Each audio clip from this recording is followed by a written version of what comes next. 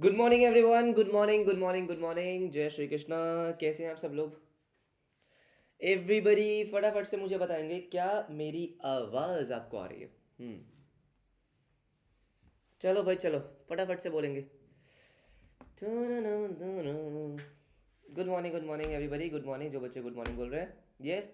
आवाज़ audio video proper है, कोई दिक्कत नहीं है, स्टार्ट कर सकते हैं। मस्त एकदम। ज्योति कोई बात नहीं, ठीक है। ऑलराइट, फटाफट से आते चैप्टर पे। हाँ जी, फटाफट से आएंगे चैप्टर पे। तो देखो बात ऐसी है सर, हाँ जी। चैप्टर का नाम था हमारा chapter number 2 business environment. Right, काफ़ी कुछ हमारा हो चुका था, काफ़ी कुछ जो हमारा बचा हुआ है उसको फटाफट से कंप्लीट करेंगे। हाँ जी, फटाफट से कंप्लीट करेंगे। Right everyone. तो देखो मैं आपको बता दूं, ये जो चैप्टर है, हाँ, ये थोड़ा सा लेंदी है, लेकिन इसके बाद जो हमें 2 चैप्टर्स करने हैं वो बहुत छोटे छोटे हैं। 1 या 2 क्लास में खत्म हो जाएंगे, सच्ची, हाँ जी सच्ची, ठीक है। तो टेंशन मत लो, फटाफट से आओ सर। बिजनेस एनवायरनमेंट में हमारा क्या क्या हो चुका था, हमारा मीनिंग हो चुका है कि बिजनेस एनवायरनमेंट का मतलब क्या होता है, कैरेक्टरिस्टिक्स उसके क्या होते हैं, इंपॉर्टेंस हमने पढ़ लिया था, रिलेशनशिप्स के बारे में हमने पढ़ा था। All right sir. उसके बाद हमारा एनवायरमेंटल इन्फ्लुएंस हो चुका था कि कैसे हमारे एनवायरमेंटल इन्फ्लुएंसेस, मतलब वो फैक्टर्स जो हमारे बिजनेस को इन्फ्लुएंस करते हैं, वो कौन कौन से फैक्टर्स होते हैं, ठीक है सर। उसके बाद हमने फ्रेमवर्क पढ़ा कि भाई उन फैक्टर्स को समझने के लिए जो फ्रेमवर्क होता है, वो 3 स्टेप वाला फ्रेमवर्क था, वो हमने पढ़ लिया था, ठीक है। एनवायरमेंटल एनालिसिस और उसका फ्रेमवर्क और जो उसका क्या कहते हैं, स्कैनिंग, एनवायरमेंटल एनालिसिस और स्कैनिंग हमने पढ़ लिया था। देन उसके बाद हमको स्टार्ट करना है सर कंपोनेंट से। राइट एवरीबॉडी, ठीक है। जो बच्चे कह रहे हैं सर टेंशन हो रही है एग्जाम की, उसके उससे बाद में बात करेंगे, ठीक है। टेंशन क्या क्या करना है उसके बाद में बात करेंगे, अभी आ जाओ फटाफट से चैप्टर पे। कंपोनेंट्स ऑफ बिजनेस एनवायरनमेंट क्या कहता है, कह रहे बिजनेस एनवायरनमेंट में क्या क्या चीजें होती हैं। आपके बिजनेस के एनवायरनमेंट में क्या क्या चीज़ें होती हैं। तो हमने एक बात पहले भी पढ़ी थी, क्या पढ़ी थी, कि भाई बिजनेस एनवायरनमेंट एक तो इंटरनल होता है, जो आपके ऑर्गेनाइजेशन के अंदर चल रहा है, हाँ जी, ऑर्गेनाइजेशन के अंदर चल रहा है जो आपको अफेक्ट करता है। एक आपके ऑर्गेनाइजेशन के बाहर चल रहा होता है जो आपको अफेक्ट करता है, बिल्कुल सही, जिसको हमने क्या कहा था, इंटरनल और एक्सटर्नल एनवायरनमेंट। अगर मैं बात करता हूं किसकी सर, इंटरनल एनवायरनमेंट की बात करते हैं, किसकी बात करते हैं, इंटरनल एनवायरनमेंट की। तो उसमें क्या है, देखो बिजनेस का मिशन क्या है सर, बिजनेस का विजन क्या है, हाँ जी, बिजनेस की वैल्यूज क्या है।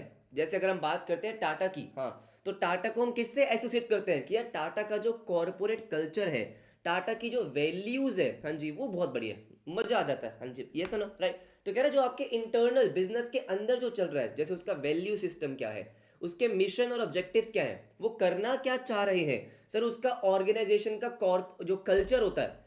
कि जैसे फॉर एग्जांपल आपने देखा होगा बहुत सारे एम्प्लॉयज होते हैं जो अपने कंपनी से बिल्कुल भी खुश नहीं होते।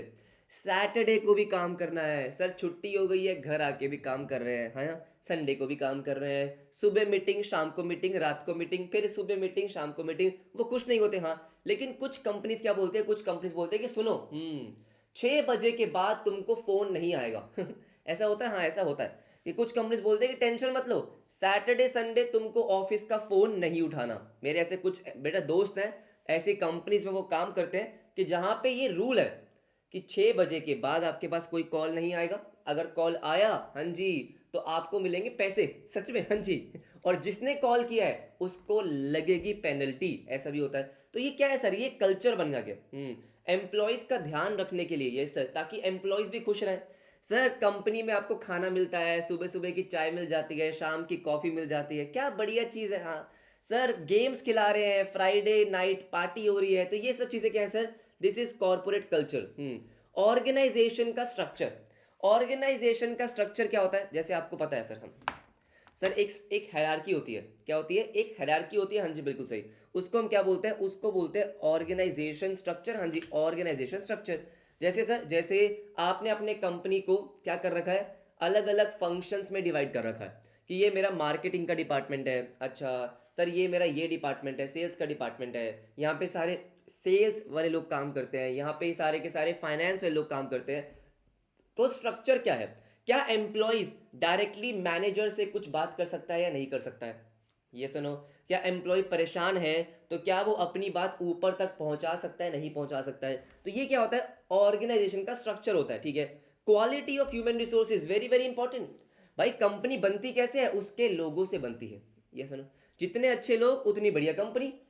एम्प्लॉयज जितने अच्छे होंगे तो क्वालिटी का मतलब क्या है, स्किल्स की बात कर रहे हैं, टैलेंट की बात कर रहे हैं, हार्ड वर्क कितने हैं, एम्बिशियस कितने हैं, वो सब चीज़ें, उनकी वैल्यूज़ क्या है, राइट सर। लेबर यूनियंस आपने देखा होगा सर, बहुत सारे जो आपके फैक्ट्रीज होती है जहाँ पे वर्कर्स होते हैं, बहुत सारे मैन्युफैक्चरिंग कंपनीज की बात कर रहा हूँ मैं, उसमें क्या होता है, उसमें बहुत सारे यूनियंस होते हैं। यूनियंस का मतलब क्या है कि लेबर बहुत सारी है, हाँ, उनका एक हेड होता है जो उनकी बात ऊपर तक पहुंचाता है, तो वो लेबर यूनियंस होते हैं। अच्छा ठीक है।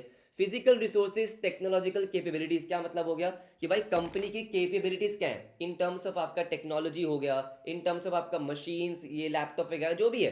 देखो अगर एक ऐसी कंपनी है जो बहुत टेक्नोलॉजिकल एडवांस है, जहां पे जिस आप वर्क स्टेशन पे काम कर रहे हो, जो लैपटॉप्स पे काम कर रहे हो सर, जो आपका फिजिकल एनवायरनमेंट है वो बहुत ही बढ़िया है, तो बढ़िया कंपनी है ये सुनो। अगर आपको मैं किसी ऐसी कंपनी में काम करने के लिए बोल दूं जिसका लैपटॉप बहुत स्लो है, हाँ या ना, पंखा नहीं चल रहा, एसी नहीं है, टेबल टूटी पड़ी है सर, टेक्नोलॉजी का दूर दूर तक निशान नहीं है, आप सोच लो। हाँ जी, तो वो क्या हो गया सर, वो बिजनेस का इंटरनल एनवायरनमेंट है जो बिजनेस के डायरेक्टली कंट्रोल में है। बिजनेस उसको सर क्या कर सकता है, प्रॉपरली कंट्रोल कर सकता है। हाँ जी, एक होता है एक्सटर्नल एनवायरनमेंट जो बिजनेस के बाहर चल रहा है। क्या चल रहा है, बिजनेस के बाहर चल रहा है। अब एक्सटर्नल एनवायरनमेंट भी आपके दो टाइप के हो गए, एक होता है माइक्रो, एक होता है मैक्रो। अब यहाँ पे माइक्रो और मैक्रो का क्या मतलब है सर, तो ध्यान से मेरी बात सुनो। माइक्रो का मतलब है जो आपको डे टू डे बेसिस पे अफेक्ट करता है। मैंने क्या बोला सर, ऐसे फैक्टर्स जो आपको डे टू डे बेसिस पे अफेक्ट करते हैं, हाँ जी, जो हम पढ़ेंगे। जैसे अब यहाँ पे लिखा है कस्टमर, अब कस्टमर क्या कस्टमर जो है, हाँ जी, आपके ऑर्गेनाइजेशन को, आपके कंपनी को, आपके बिजनेस को sir day to day basis पे अफेक्ट करते हैं। हाँ जी, बिल्कुल सही बात है। आपका सप्लायर सर, आपके कंपेटिटर्स, ये सब चीजें।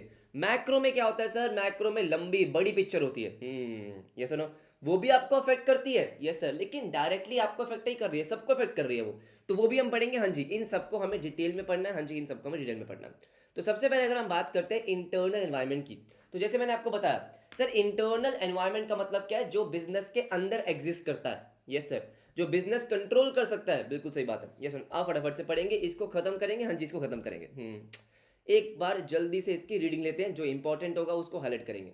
Internal environment is composed of multiple elements sir existing within the organisation.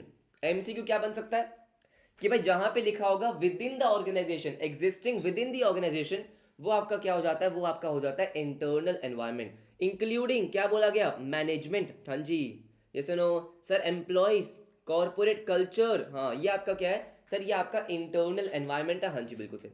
तो internal environment is the conditions, people, event, factors with in, तो बेसिकली वही है कि बिजनेस के अंदर जो भी चल रहा है, ये सर, जो आपके डायरेक्टली कंट्रोल में होता है, वो आपका इंटरनल एनवायरनमेंट होता है। हाँ बिल्कुल सही बात है, कोई दिक्कत नहीं है। Factors that are frequently considered part of the internal environment also include क्या सर, ऑर्गेनाइजेशन मिशन स्टेटमेंट। हमने पढ़ा था विजन क्या होता है, मिशन क्या होता है, बिल्कुल सही बात है, ठीक है। लीडरशिप स्टाइल्स, लीडरशिप स्टाइल का मतलब क्या है कि क्या वो सबको साथ लेके चल रहे हैं, अपने एम्प्लॉयज को मोटिवेट कर रहे हैं, हाँ, या फिर बेटा डंडे से काम करवा रहे हैं कि काम करो काम करो, तुमको सैलरी पे कर रहे हैं हम, ऐसे भी होते हैं, ऐसे भी होते हैं, हाँ ऐसे भी होता है कि भाई एकदम सुनते ही नहीं है उनकी, हाँ, सुबह 9 बजे से लेके रात के 12 बजे तक काम करवा रहे हैं, हाँ जी, बिल्कुल सही बात है।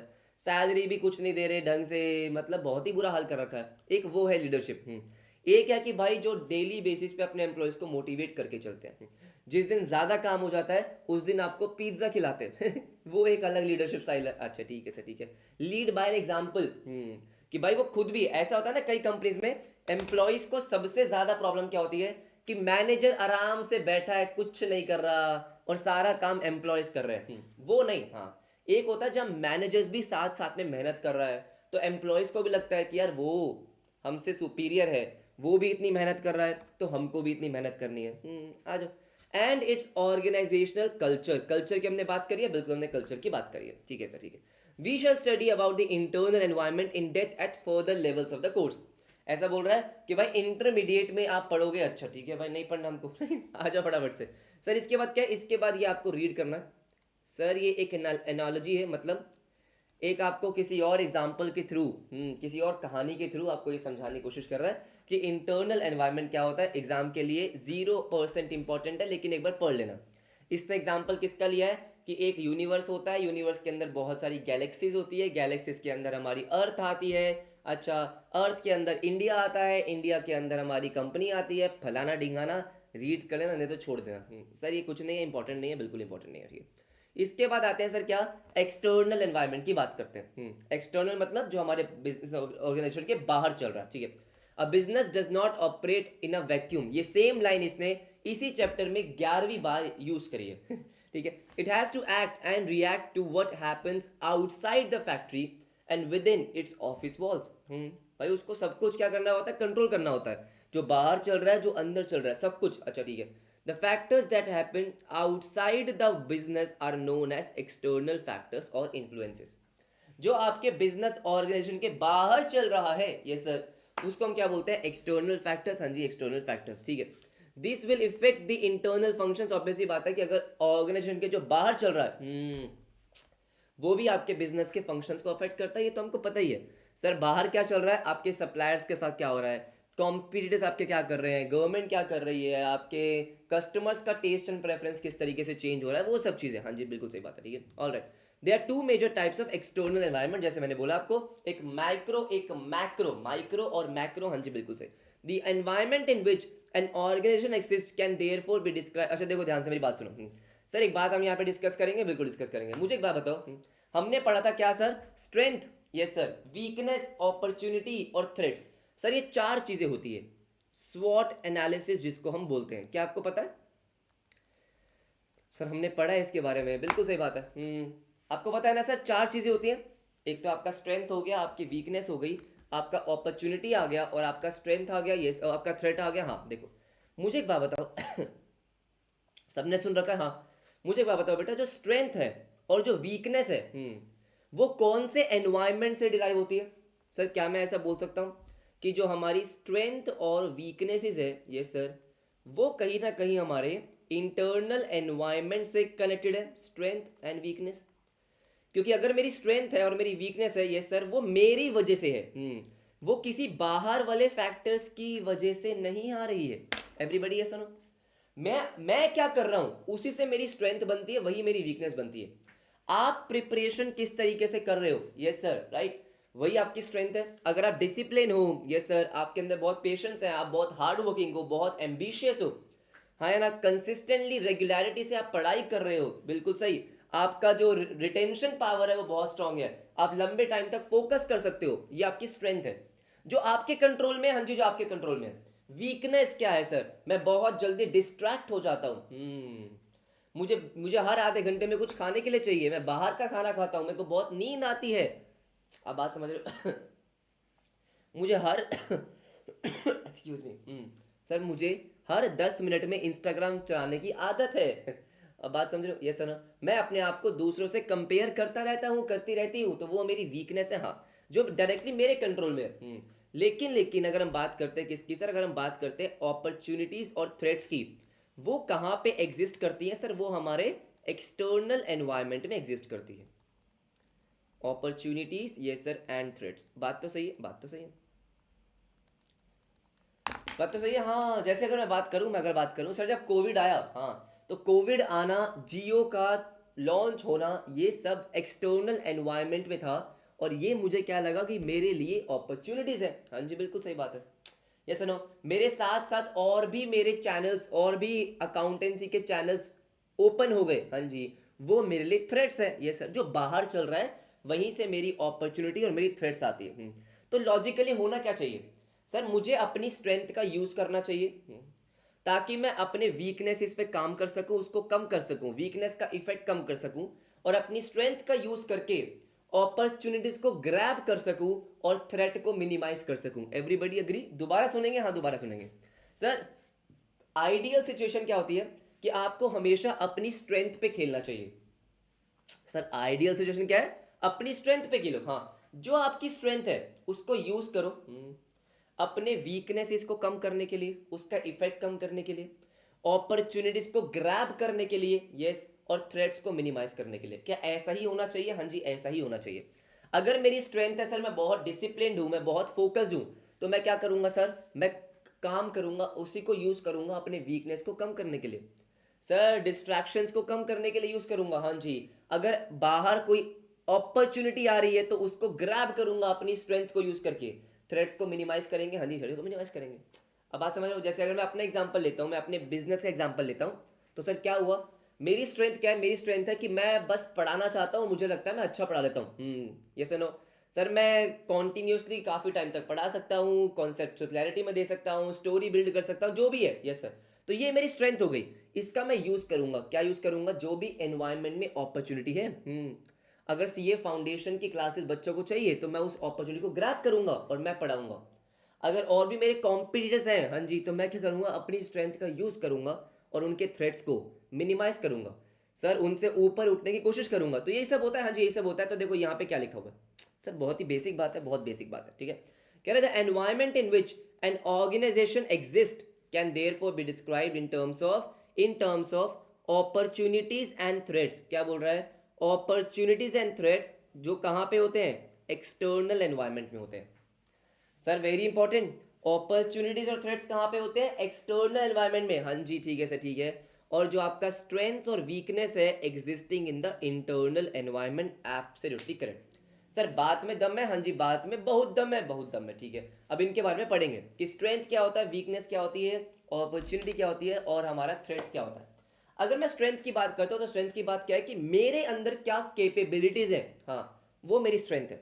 तो क्या बोला इसने, a strength is an inherent, inherent का मतलब जो आपके अंदर है, हाँ जी, inherent capacity which an organization can use to gain strategic advantage over its competitors. Sir for example, हाँ अगर टाटा मोटर्स की बात करें, जब इलेक्ट्रिक व्हीकल्स आना स्टार्ट हुआ तो टाटा मोटर्स के पास ऑलरेडी अच्छी टेक्नोलॉजीज थी, हाँ मैन पावर था, सर फाइनेंशियल रिसोर्सेज थे, ये उसकी स्ट्रेंथ थी। उसने उस स्ट्रेंथ को यूज किया सर अपने कॉम्पिटिटर से ऊपर उठने के लिए, कॉम्पिटिटिव एडवांटेज गेन करने के लिए, हाँ जी बिल्कुल सही। इलेक्ट्रिक व्हीकल्स जो सबसे पहले निकाल दी उन्होंने फटाफट से, हाँ जी बढ़िया, तो वो टाटा मोटर्स ने किया। सर अगर हम बात करते हैं रिलायंस इंडस्ट्रीज की, तो रिलायंस, और अगर हम बात करें उसके कॉम्पिटिटर्स वोडाफोन एयरटेल इन सब, तो रिलायंस के पास एक कॉम्पिटिशन, एक कॉम्पिटिटिव एडवांटेज था, उनके पास ऑलरेडी बहुत सारे लोगों का डेटा था, यस सर, उनके पास ऑलरेडी बहुत अच्छे अच्छे मैन पावर थे, मतलब एम्प्लॉयज काफी ज्यादा स्किल्ड थे, उनके पास फाइनेंशियल रिसोर्सेज थे, बहुत पैसा है, हाँ जी बहुत पैसा है, ये सुनो, उनके कॉन्टैक्ट्स, उनके ये सब उनके क्या है, उनकी स्ट्रेंथ है। तो उन्होंने अपनी स्ट्रेंथ को यूज किया अपने कंपेटिटर से ऊपर उठने के लिए। तो क्या बोला, gain strategic advantage over its competitors, absolutely correct, हाँ है ना। An example of strength is superior, अगर किसी कंपनी की रिसर्च एंड डेवलपमेंट बहुत सुपीरियर है, sir research and development skills बहुत सुपीरियर है, हाँ जी राइट, तो वो उसकी स्ट्रेंथ है, हाँ जी वो उसकी स्ट्रेंथ है, ठीक है, which can be use for new product development so that the company gains competitive advantage. तो यही तो होता है सर, जो भी कंपनीज की स्ट्रेंथ होती है, हाँ जी राइट, उसी को यूज करके आप क्या करते हो, कॉम्पिटिटिव एडवांटेज गेन करते हो, एब्सोल्युटली करेक्ट। अब किसी भी जो मार्केट लीडर्स हैं, सर जितने भी आपके मार्केट लीडर्स हैं, उनके बारे में अगर आप सोचोगे तो सेम चीज़ है कि भाई अपनी स्ट्रेंथ की वजह से ही वो क्या कर रहे हैं। जैसे अगर हम एप्पल कंपनी की बात करते हैं, तो एप्पल कंपनी की स्ट्रेंथ आप क्या मान सकते हो सर, उनका रिसर्च एंड डेवलपमेंट, उनका इनोवेशन, हाँ जी ये सुनो, उन्होंने जो अपनी एक ब्रांड बिल्ड करी है, एक इमेज बिल्ड करी है, हाँ जी उसको उन्होंने यूज किया है बाकी सबसे ऊपर उठने के लिए। बात समझ रहे हो, हाँ बात तो सही है, बात तो सही है। वीकनेस क्या है सर, वीकनेस भी हमारे अंदर ही होती है, हाँ जी हमारे अंदर ही होती है, is an inherent limitation, inherent limitation, अच्छा ठीक है, और constraint which creates a strategic disadvantage. Sir जैसे कि आपको भी पता है कि आपकी लिमिटेशन क्या है, जैसे अगर एक सिंपल सी बात लेते हैं, हाँ इन्होंने यहाँ पे जो एग्जांपल लिया है वो किसका लिया है, सिंगल प्रोडक्ट लाइन का। इसका मतलब क्या होता है, अगर एक बिजनेस सिर्फ एक ही चीज कर रहा है, जैसे एक सिंपल सा एग्जांपल लेते हैं, सर क्या होता है, मान लो कोई एक टीचर है, वो सिर्फ एक ही सब्जेक्ट पढ़ा रहा है, सर क्या पढ़ा रहा है, सिर्फ एक सब्जेक्ट पढ़ा रहा है, हाँ जैसे फॉर एग्जांपल सर आपको पता है इंटरमीडिएट में और फाइनल में एक सब्जेक्ट है कॉस्टिंग का, अब फाइनल से वो सब्जेक्ट हटा दिया गया, कॉस्टिंग हटा दिया गया, अच्छा अब अगर कोई टीचर सिर्फ कॉस्टिंग ही पढ़ा रहा था, सर क्या वो एक तरीके से उनकी वीकनेस हो गई, क्यों हो गई, क्योंकि अगर अगर अगर इंस्टीट्यूट ने वो सब्जेक्ट अपने करिकुलम से रिमूव कर दिया, तो इसका मतलब आप तो मार्केट से बाहर ही हो गए। अब क्या करोगे आप, एज कंपेयर टू वो टीचर्स जो इंटरमीडिएट और फाइनल दोनों में पढ़ा रहे हैं, यस सर, या वो फाउंडेशन में भी पढ़ा रहे हैं, हाँ जी, उनके पास हमेशा क्या होती है, एक एडवांटेज होती है। तो अगर आप एक सिंगल प्रोडक्ट लाइन पे फोकस कर रहे हो, मतलब सिर्फ एक ही चीज बेच रहे हो, अब वो चीज कब बंद हो जाएगी आपको क्या पता। सब बात तो सही है, हाँ जी, बात तो सही है। एवरीबडी यस और नो अग्री, हाँ जी। तो क्या बोला, an example of weakness is over dependence on a single product line which is potentially risky for a company in terms of crisis. हाँ अग्री अग्री अग्री, हाँ जी, ठीक है। आ जाओ आ जाओ आ जाओ, देखो देखो देखो फटाफट से। सर अपॉर्चुनिटी क्या होती है, a favourable condition in the organisation environment. मेरे एनवायरनमेंट में, सुनो मेरी बात ध्यान से, सुनो सुनो सुनो। अब किसी ने बोला वो थ्रेट हुआ, अरे काके बेटा, इनहेरेंट लिमिटेशन तो यही है ना कि मैं सिर्फ एक ही सब्जेक्ट पढ़ा रहा हूं, मैं सिर्फ एक ही सब्जेक्ट पढ़ा रहा हूं, वो मेरी लिमिटेशन है, हाँ जी। एवरीबडी ये सुनो, सर वो तो मेरी लिमिटेशन है ना, हाँ जी सर, हाँ जी, वो तो मेरी लिमिटेशन है। अब मुझे बताओ सर, मैं अगर एक ही सब्जेक्ट पढ़ा रहा हूं तो कभी भी कुछ भी हो सकता है, हाँ। अगर मैं सिर्फ एक ही प्रोडक्ट बेच रहा हूं तो वो मेरी लिमिटेशन है, क्योंकि मैं उसको कंट्रोल कर सकता हूं। अब बात समझ रहे हो, यही होता है बेटा, अगर कोई थ्रेट आएगा तो वो डायरेक्टली आपके वीकनेस को ही तो टारगेट करेंगे, हाँ जी, बिल्कुल सही बात है।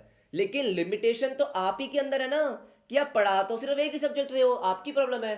आप बेच सिर्फ क्या रहे हो, let's say sir, let's say एक सिंपल सा एग्जांपल लेते हैं, हाँ जी।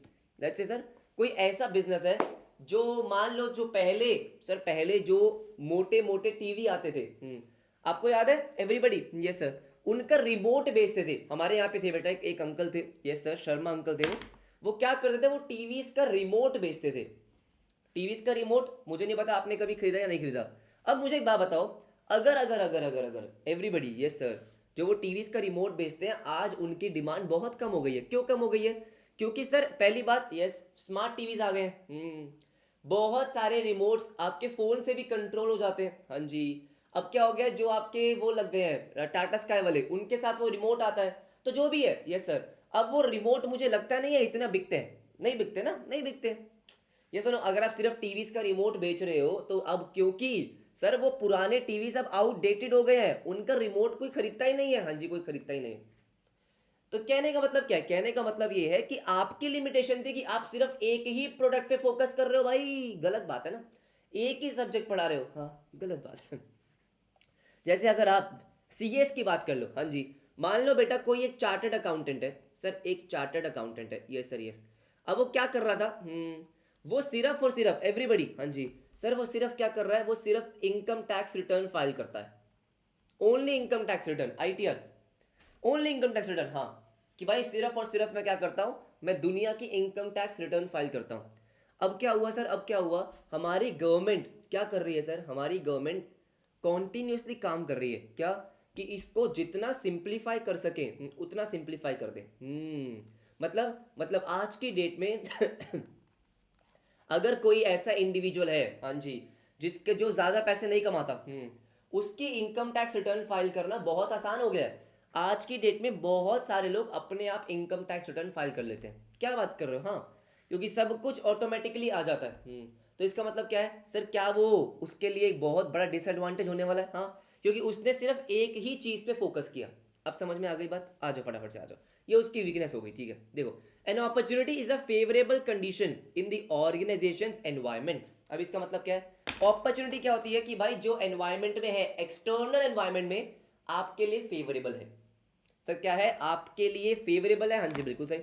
सर जैसे जैसे मुझे एक बात बताओ, let's say sir, let's say मेरा काम है बेटा, मैंने क्या करा है, मैंने एक कैफे ओपन किया है जहां पे मैं क्या बेचता हूँ, चाय और कॉफी। वाह, अरे वाह वाह वाह, चाय और कॉफी, हाँ जी चाय और कॉफी।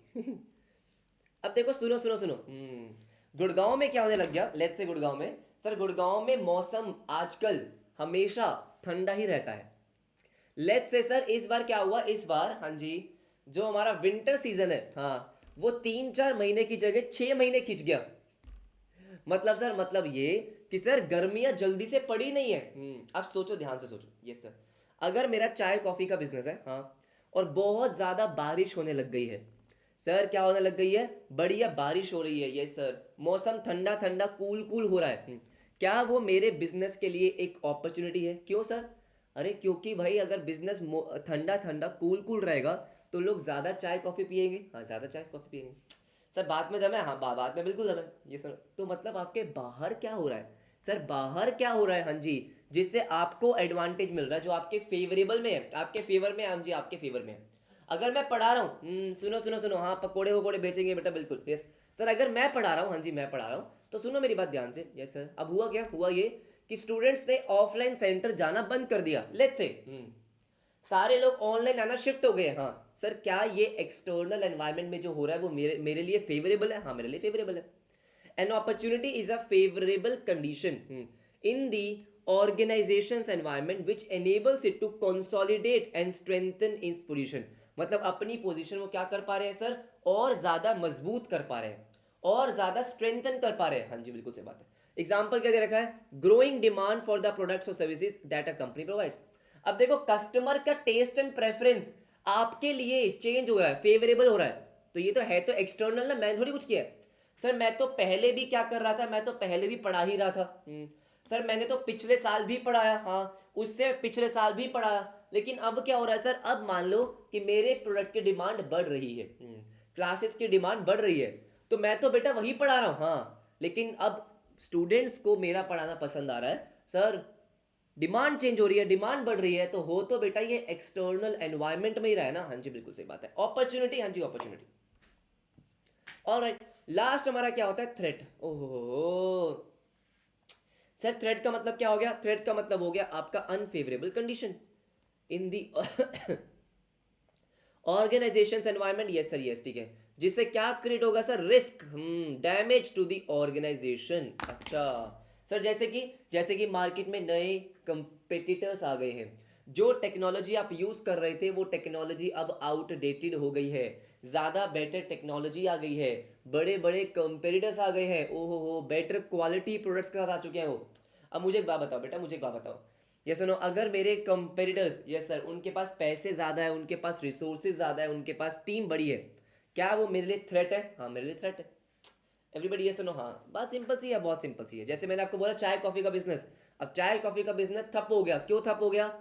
ना तो बारिश हो रही है, हाँ या ना, ठंड भी नहीं पड़ रही, ठंड भी नहीं पड़ रही, गर्मी हो रही है बहुत ज़्यादा, हाँ बहुत ज़्यादा गर्मी हो रही है, तो ये क्या है, थ्रेट है, एक्सटर्नल एनवायरनमेंट में हो रहा है। हाँ जी एक्सटर्नल एनवायरनमेंट में हो रहा है, बात तो सही है। बोल सकते हो आप, नोकिया के लिए सर थ्रेड क्या हो गया, स्मार्टफोन्स आ गए थे, हाँ तो कह सकते हो आप, कोई दिक्कत नहीं।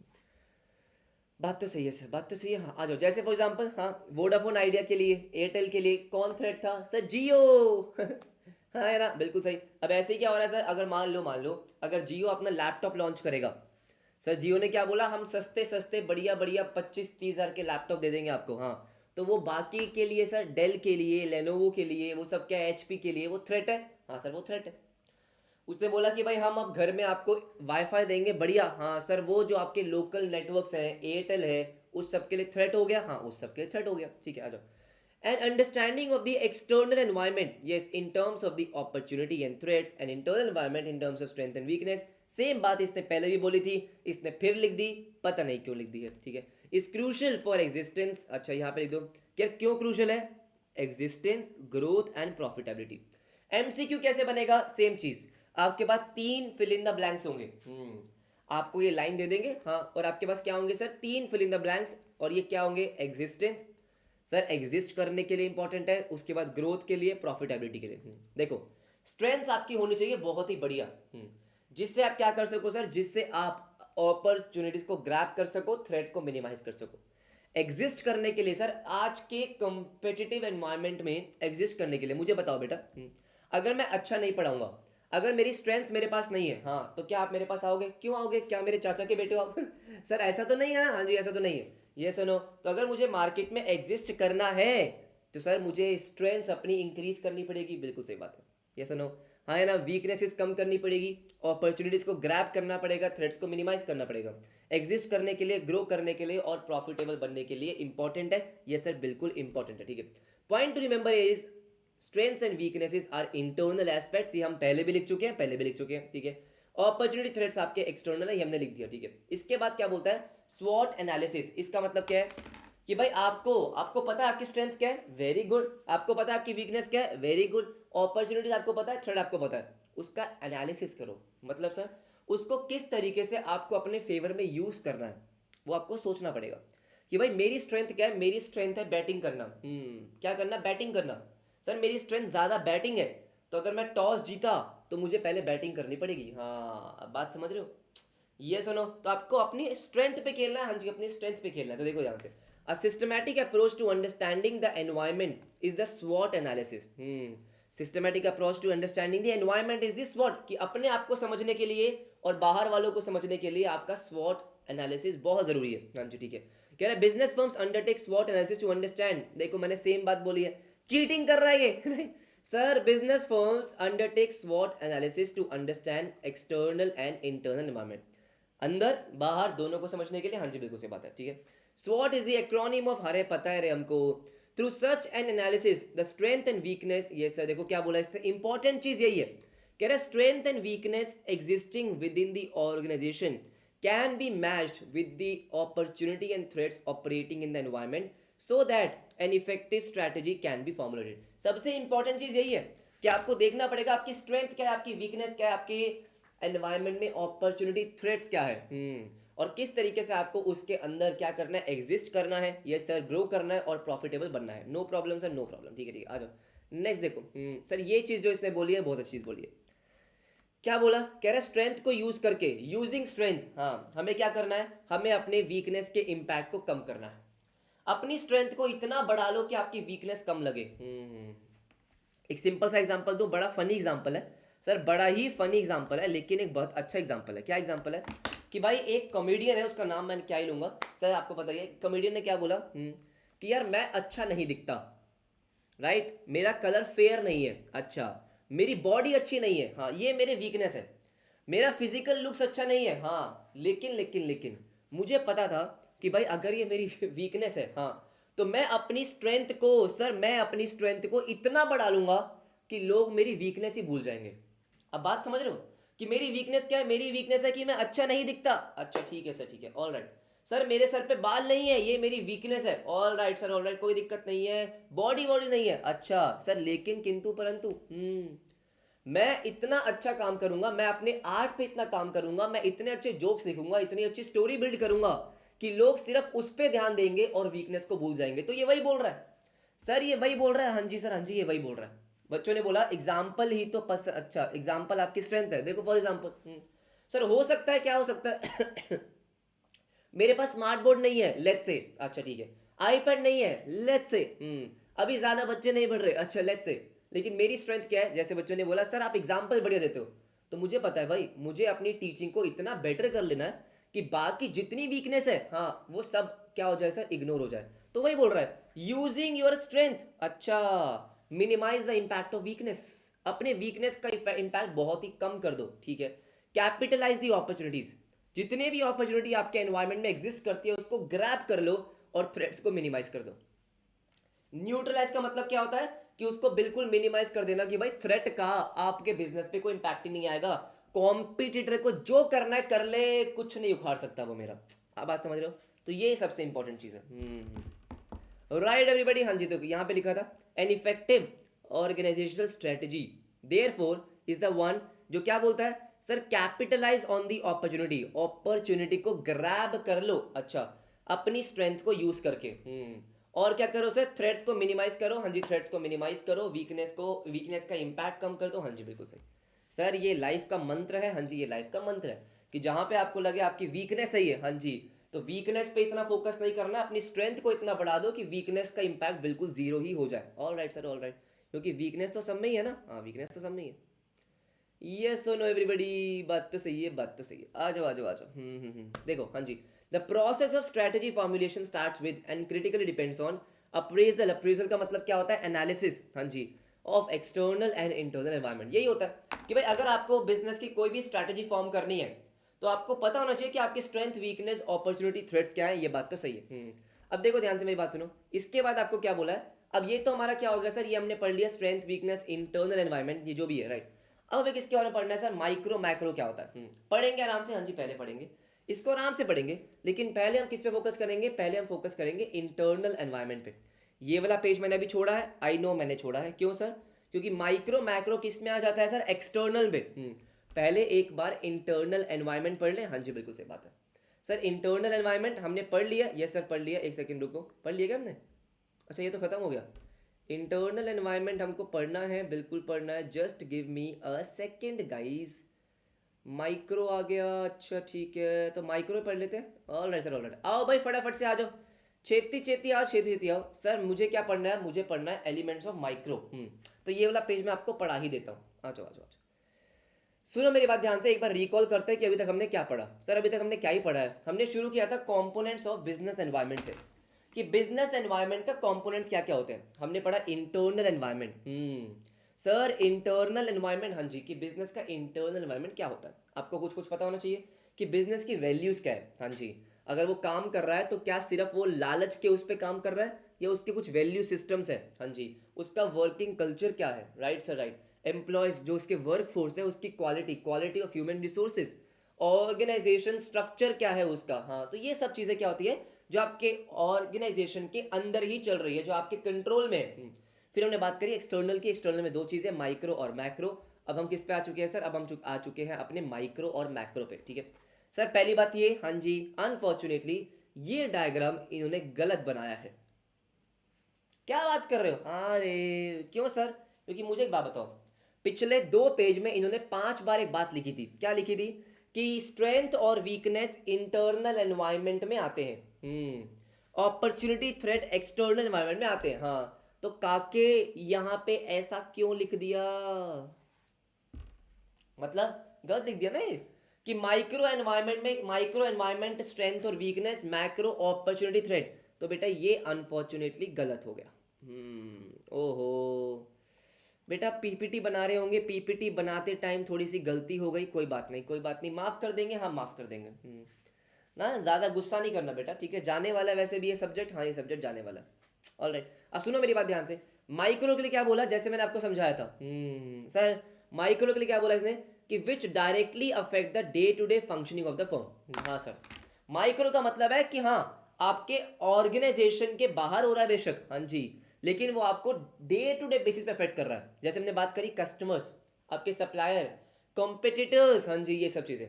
और आपका जो बाकी क्या है, macro, yes sir yes. Macro का मतलब क्या होता है सर, जो बेसिकली लंबे टर्म के लिए आपको अफेक्ट करता है, लेकिन हाँ जी directly day to day basis पे अफेक्ट नहीं करता है। उसको हम बाद में पढ़ेंगे, उसको हम बाद में पढ़ेंगे। आ जाओ आ जाओ आ जाओ सर, फटाफट से देखेंगे, हाँ जी फटाफट देखेंगे। देखो जल्दी खत्म करते हैं, बहुत ही बेसिक चीज़ें, ज़्यादा कुछ है नहीं। The external environment of the business can be broadly categorise into micro and macro. इस लाइन को इग्नोर मार देंगे, मतलब हम पढ़ चुके हैं। Mike sir micro environment is related to the small area. Sir आपके आसपास जो हो रहा है, आपके आसपास, क्योंकि वही आपको डायरेक्टली क्या करता है, अफेक्ट करता है। हाँ, इमीडिएट पेरिफेरी, इमीडिएट पेरिफेरी का मतलब क्या होता है, इमीडिएट जो बेसिकली आपके क्लोज बाउंड्री में है, पेरिफेरी का मतलब क्लोज बाउंड्री में है। अच्छा ठीक है सर, ठीक है। Micro environment influences an organisation regularly, important चीज है, regularly and directly. Sir, which environment influences the organization regularly and directly? It's micro environment. हाँ जी, micro environment important, ठीक है। Within the micro or the immediate environment, sir micro को और हम क्या बोल सकते हैं, immediate environment बोल सकते हैं। यही छोटी छोटी बातें हैं बेटा जो एग्जाम में आपसे पूछ ली जाएंगी, ठीक है। In which a firm operates we need to address the following issues. तो जब भी मैं माइक्रो एनवायरनमेंट के बारे में स्टडी कर रहा हूँ, अपने आसपास के जो चीज़ें हो रही है उसके बारे में स्टडी कर रहा हूँ, जो चीज़ें मुझे डायरेक्टली रेगुलरली अफेक्ट करती है, तो मुझे फॉलोइंग जो हम इश्यूज पढ़ने वाले हैं उस इश्यूज के बारे में हमें डिस्कस करना है। सबसे पहला क्या है सर, इसने बोला employees of the firm, their characteristics and how they are organise. अब यहाँ जब आपने एम्प्लॉयज पढ़ा तो बेटा आपके दिल में थोड़ा सा दग दग हुआ होगा, क्यों हुआ होगा सर, एम्प्लॉयज तो इंटरनल एनवायरनमेंट में नहीं आने चाहिए एवरीबडी।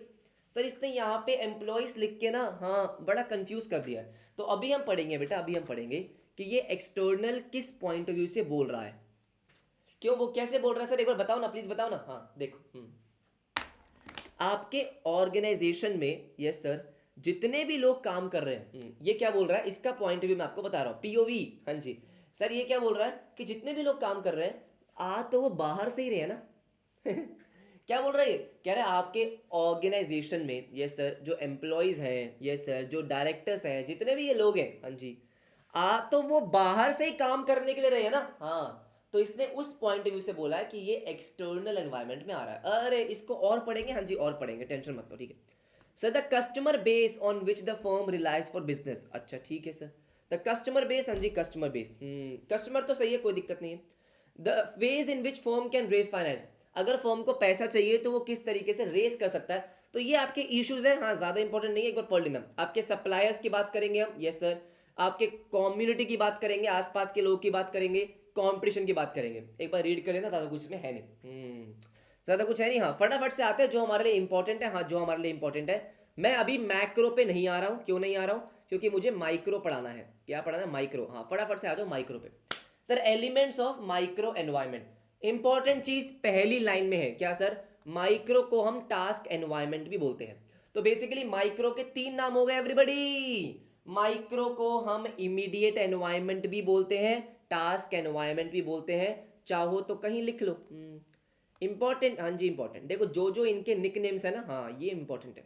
इसको ये भी बोलते हैं, इसको ये भी बोलते हैं, और बस वो इन्हीं से क्वेश्चन बना लेंगे आपका। इमीडिएट एनवायरमेंट भी बोलते हैं। All right sir, all right. ये दो चीजें, हाँ जी ये दो चीजें। क्या this is also known as task environment and affects business and marketing at the daily operating level. क्या ये बार बार वही चीज बोल रहा है? डेली, रेगुलरली, हाँ जी बिल्कुल सही बात है। While the changes in the macro, macro की तो हम बात ही नहीं कर रहे sir. While changes in the macro changes in the macro environment affects business in the long run. जब देखो जैसे जो हमारे मैक्रो में हो रहा है कि भाई मैक्रो में हम मान लो आपका इकोनॉमिक एनवायरनमेंट चेंज हो रहा है, टेक्नोलॉजिकल एनवायरनमेंट चेंज हो रहा है, हाँ उसकी हम बात करेंगे। वो आपको काफ़ी लंबे टाइम तक अफेक्ट करता है ना। जो डेली बेसिस पे कस्टमर का टेस्ट प्रेफरेंस चेंज हो रहा है, सप्लायर्स के साथ आपके रिलेशन चेंज हो रहे हैं, आपके कॉम्पिटिटर्स जो कर रहे हैं उनकी स्ट्रैटेजी चेंज हो रही है, वो आपको क्या करता है? शॉर्ट टर्म के लिए इफेक्ट करते हैं, लेकिन ऑन रेगुलर बेसिस। ठीक है। The micro environmental changes are notice immediately, एकदम से। जैसे कस्टमर ने बोला कि यार अब मैं जो है ना, हाँ अब मैं आगे से जीन्स नहीं पहनूंगा, अब मैं पहनूंगा ट्रैक पैंट्स। अगर आप जीन्स बेचते हो, आपको इमीडिएटली अपने सेल पे दिख जाएगा कि हाँ यार सेल ड्रॉप हो रही है, सेल ड्रॉप हो रही है। आजकल बहुत सारे लोग हो गए हेल्थ कॉन्शियस। आप बेचते हो बर्गर, क्या बेचते हैं सर? बर्गर बर्गर बेचते हो, हाँ जी आप बर्गर बेचते हो, तो भाई बर्गर की सेल्स हो गई कम, हाँ क्योंकि लोग क्या हो गए? हेल्थ कॉन्शियस, उनका टेस्ट प्रेफरेंस चेंज हो गया। इमीडिएटली आपको दिखेगा कि कस्टमर कम आ रहे हैं। ये सुनो, बात तो सही है, बात तो सही है। Organizations have to closely analyze and monitor all the elements। हाँ ठीक है, कोई दिक्कत नहीं है। आ जाओ फटाफट से।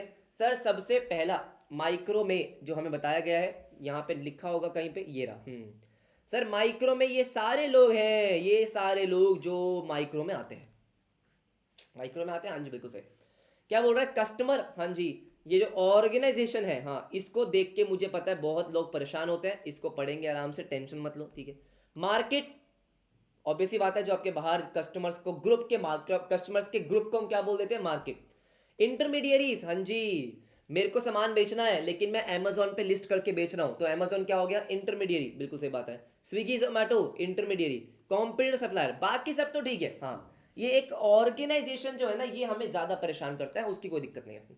सर इसको याद करने का कुछ वो है क्या? वैसे तो बेटा आपको साफ साफ समझ में आ जाएगा, लेकिन हाँ दो तीन चीजें होती है।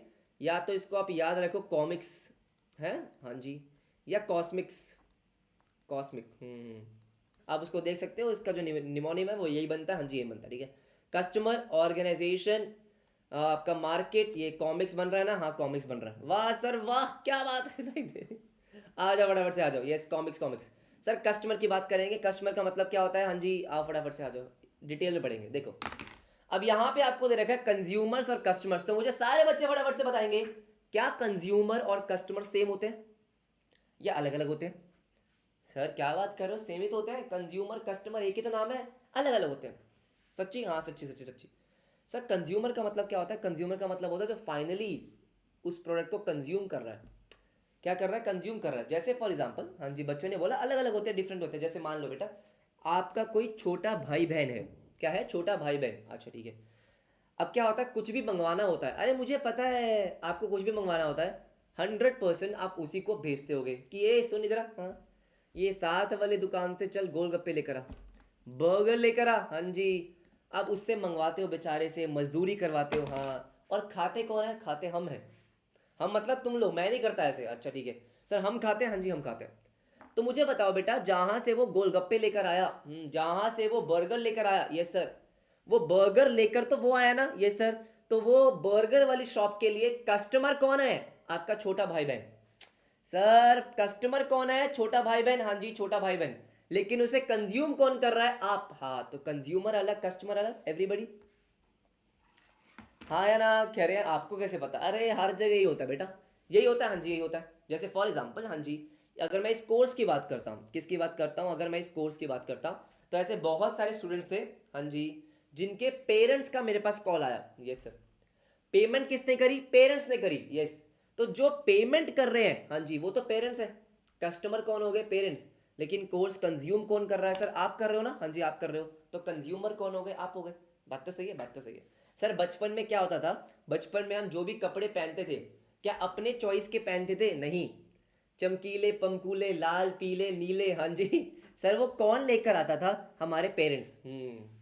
तो वो दुकान वाले भैया के लिए, दीदी के लिए, आंटी के लिए आपका कस्टमर कौन थे? कस्टमर तो आपके पेरेंट्स थे। लेकिन वो कपड़े पहनने किसको पड़ते थे? हमको। हाँ। अब जब मैं बचपन की फोटोज देखता हूँ तो मुझे लगता है कि क्या बढ़िया कपड़े पहनाते थे मम्मी पापा। है ना? आजा फटाफट से मेरी बात सुनेंगे। हाँ जी, मेरी बात सुनेंगे एवरीबडी। देखो कह रहा है यहाँ पे अकॉर्डिंग टू पीटर ड्रकर। ओहो हो सर, एक और नाम आया चाचा का। हाँ जी, Peter Drucker everybody. According to Peter Drucker, हाँ जी, the main aim of business is to create. Business का मेन एम क्या होता है? Sir the main aim of business is to create and retain customers. Sir MCQ के लिए very very important, very very important. कि भाई ये बात किसने कही थी? पीटर ड्रकर ने कही थी। पीटर ड्रकर ने क्या कहा था? कि the main aim of business is to create and retain customers. आप जितना अच्छा प्रोडक्ट बना लो, उसको बेच नहीं सकते तो फायदा क्या? सर ऐसे बहुत सारे लोग बोलते हैं, क्या बोलते हैं? कि अगर आपको सेल्स करनी आती है, क्या करनी आती है? सेल्स करने आती है ना, हाँ, तो इसका मतलब आप बहुत अच्छा बिजनेस एस्टैब्लिश कर सकते हो। मुझे नहीं आती है, ऑनेस्टली नहीं आती है। Yes no? तो मेन एम ऑफ बिजनेस क्या है sir? Is to create and retain customers. कि भाई कस्टमर को लेकर आना, हाँ, और उसको रिटेन करना। कई बार ऐसा होता है ना, कि आप कोई चीज पहली बार ट्राई करते हो, दूसरी बार नहीं करते, बेकार था, हाँ है ना? तो इसका मतलब आप उसको रिटेन नहीं कर पाए। जैसे मैं अपनी बात करूं, हाँ मैं अपनी बात करता हूं। सर यहाँ पे भी बहुत सारे ऐसे बच्चे होंगे जो मुझसे 11th में पढ़े होंगे, जो मेरा 11th का पहली बार कोर्स आया था, है मुझे पता है, हाँ है ना? फिर वो मुझसे 12th में भी पढ़े। 12th का उन्होंने कोर्स परचेज किया। सर उसके बाद उन्होंने क्या किया? उसके बाद उन्होंने सीयूईटी भी पढ़ा। हाँ क्या बात है। फिर फाउंडेशन भी पढ़ रहे हैं। हाँ, हो सकता है, क्या हो सकता है कि इंटरमीडिएट भी पढ़ रहे होंगे। तो इसका मतलब क्या है? कि क्या मैं कस्टमर्स को रिटेन कर पाया? हाँ, मैं कस्टमर्स को रिटेन कर पाया। सब बात तो सही है। हाँ जी, बात तो सही है। इसका मतलब आगे देखो, customers are the people who pay money. Customer और कंज्यूमर में फर्क है? हाँ बेटा फर्क है, ठीक है सर, ठीक है। Customers are the people who pay money to acquire an organisation product. जो पेमेंट कर रहा है वो मेरा कस्टमर है। Yes sir, yes. आपके पेरेंट्स ने पेमेंट करी तो आपके पेरेंट्स मेरे कस्टमर थे। हाँ जी, बिल्कुल सही बात है। जैसे फॉर एग्जांपल मान, जैसे मेरे पापा की शॉप है, हाँ जी, तो वहाँ पे कुछ बच्चे आते हैं बेटा सब्जी लेने। उनके पेरेंट्स उनको बेचते होंगे, हाँ जी, यस नो? तो वो बच्चे जो है वो हमारे कस्टमर है। लेकिन वो चीज़ें कंज्यूम कौन कर रहे हैं? शायद पेरेंट्स कर रहे हैं। Yes no? तो customers are the people who pay money to acquire an organisation product. हाँ जी, the product may be both in form of goods and services, right, ठीक है। Organization can not survive without customers. हाँ जी, अरे बेचोगे नहीं तो क्या खुद ही बना के खाते रहोगे? हाँ जी। However, it is interesting, sir, it is very very interesting to know that customer, देखो ध्यान से मेरी बात सुनो, customer may or may not be a consumer. बस ये इंपॉर्टेंट है। हाँ जी, दो लाइन मैंने आपको बोली और वो दो लाइन आपकी इंपॉर्टेंट थी, बिल्कुल सही बात है। क्या बोला? It is interesting to know that customer may or may not be a consumer. Consumer कौन है? जो फाइनली कंज्यूम कर रहा है। कस्टमर कौन है? जो पेमेंट कर रहा है। वो दोनों अलग अलग हो भी सकते हैं और सेम भी हो सकते हैं। सर सेम भी हो सकते हैं, हाँ जी, हाँ जी, सेम भी हो सकते हैं, ठीक है। Consumer is the one who ultimately consumes the user product and services. बात तो सही है, हाँ जी, बात तो सही है। आई गेस ये बात आपको समझ में आ गई है? हाँ जी, समझ में आ गई। For example, a father may buy a product as a customer for his daughter. Yes no? Sir अपनी बिटिया रानी के लिए उन्होंने क्या किया? कुछ खरीदा, हाँ जी। लेकिन कंज्यूमर कौन है? जो उनकी डॉटर थी। और कस्टमर कौन है? फादर, ठीक है। अ कंज्यूमर ऑक्यूपाइज, अब ये वेरी वेरी इंपॉर्टेंट एमसीक्यू के लिए, जो हाईलाइट करवा रहा हूं उसको बार बार रीड करना है बस। A consumer occupies the central position in the marketing environment. Consumer, sir क्या यहाँ पे एमसीक्यू में आपको कंफ्यूज करने के लिए वो क्या बोलेगा? Dash occupies the central position in the marketing environment, consumer customer दोनों में से क्या चूज करेंगे? कंज्यूमर। क्या मतलब है सर इसका? देखो मार्केटिंग का मतलब आपको ऑलरेडी पता है। मार्केटिंग का मतलब क्या होता है कि मार्केट को एनालाइज करना, उनको क्या चाहिए, कौन से प्रोडक्ट एंड सर्विसेज की डिमांड है वो बनाना, एडवर्टाइज करना, वो पूरा का पूरा एक स्ट्रक्चर क्या होता है? मार्केटिंग एनवायरनमेंट होता है। जब मैं अपने प्रोडक्ट को मार्केट कर रहा हूँ, यस सर, तो मेरा जो फोकस होगा वो कस्टमर पे है, कंज्यूमर पे। सर जैसे फॉर एग्जांपल लेट्स से, हाँ जी, जून 2024 के लिए अगर मैं कोर्स लॉन्च करने वाला हूँ, अच्छा ठीक है, जो मैं वीडियोस बनाऊंगा, यस, तो मैं क्या पेरेंट्स को टारगेट कर रहा हूँ या स्टूडेंट्स को टारगेट कर रहा हूँ? मैं पेरेंट्स को टारगेट नहीं कर रहा हूँ, मैं स्टूडेंट्स को टारगेट कर रहा हूँ, क्योंकि मुझे पता है स्टूडेंट को परचेस करना होगा तो वो पेरेंट्स से परचेस करवा ही लेंगे। हाँ ये बात तो सही है। सर अगर आपके टीवी में किंडर जॉय की ऐड आ रही है तो वो किंडर जॉय पेरेंट्स के लिए ऐड नहीं बना रहे हैं, वो आपके लिए बना रहे हैं। आप अगर जिद करोगे तो किंडर जॉय आपको मिलेगा मिलेगा ना? हाँ सर बिल्कुल मिलेगा। बात तो सही है, बात तो सही है सर आपकी, बिल्कुल सही बात है। तो क्या बोला गया कि भाई स्टूडेंट्स को अगर मैं बना लूंगा तो वो पेरेंट्स को बोलेंगे खरीदने के लिए और वो खरीदेंगे। हाँ जी बिल्कुल सही बात है, राइट। तो क्या बोला गया? Consumer is the occupy, consumer occupies the central position, हाँ जी बिल्कुल सही बात है, in the marketing environment. The marketer, जो आपका मार्केटर होता है, ठीक है, has to closely, sir, has to closely monitor and analyse, sir very very important. देखो जहां पे भी ये कीवर्ड्स आते हैं ना, वहां समझना कि क्वेश्चन बन सकता है ना?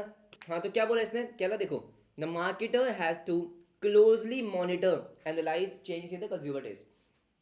तो वही बात बोल रहा है, कह रहा देखो यस सर, मुझे किसको बेचना है? कंज्यूमर को। हाँ तो मुझे कंज्यूमर के टेस्ट एंड प्रेफरेंस को देखना पड़ेगा, यस सर।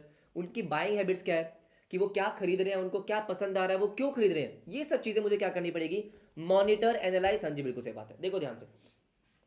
तो उन्होंने क्या बोला कि भाई मुझे तीन चीज़ों का ध्यान रखना है सर एज अ मार्केटर। हाँ जी, मुझे तीन चीज़ों का ध्यान रखना। सबसे पहले मुझे देखना है कि मेरे कस्टमर कौन है, मेरे कंज्यूमर्स कौन है। यस सर, दोनों ही मुझे पता होने चाहिए सर, दोनों। हाँ कि भाई हाँ, मेरे जो कंज्यूमर है वो कौन है सर? वो है स्टूडेंट्स, लेकिन कस्टमर पेरेंट्स हैं।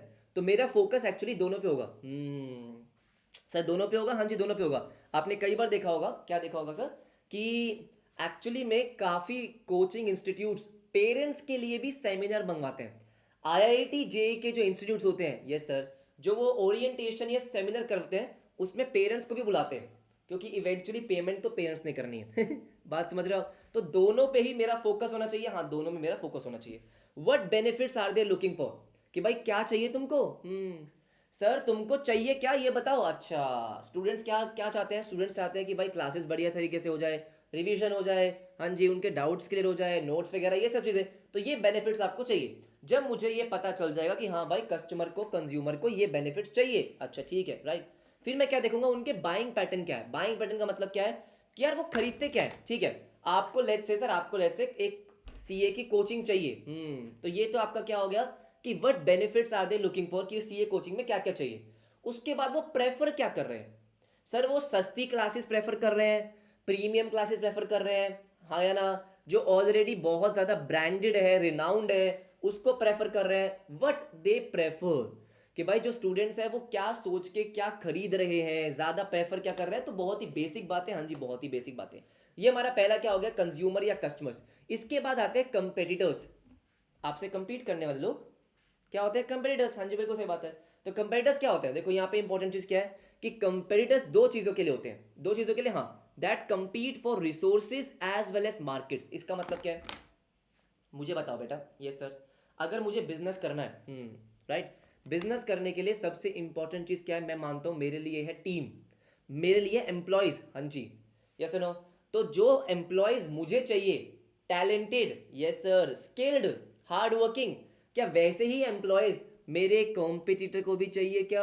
हाँ, तो सिर्फ और सिर्फ यहाँ पे फाइनल प्रोडक्ट्स का कंपटीशन नहीं है, हाँ, कस्टमर कैप्चर करने का, मार्केट कैप्चर करने का कंपटीशन नहीं है, रिसोर्सेज का भी कंपटीशन है।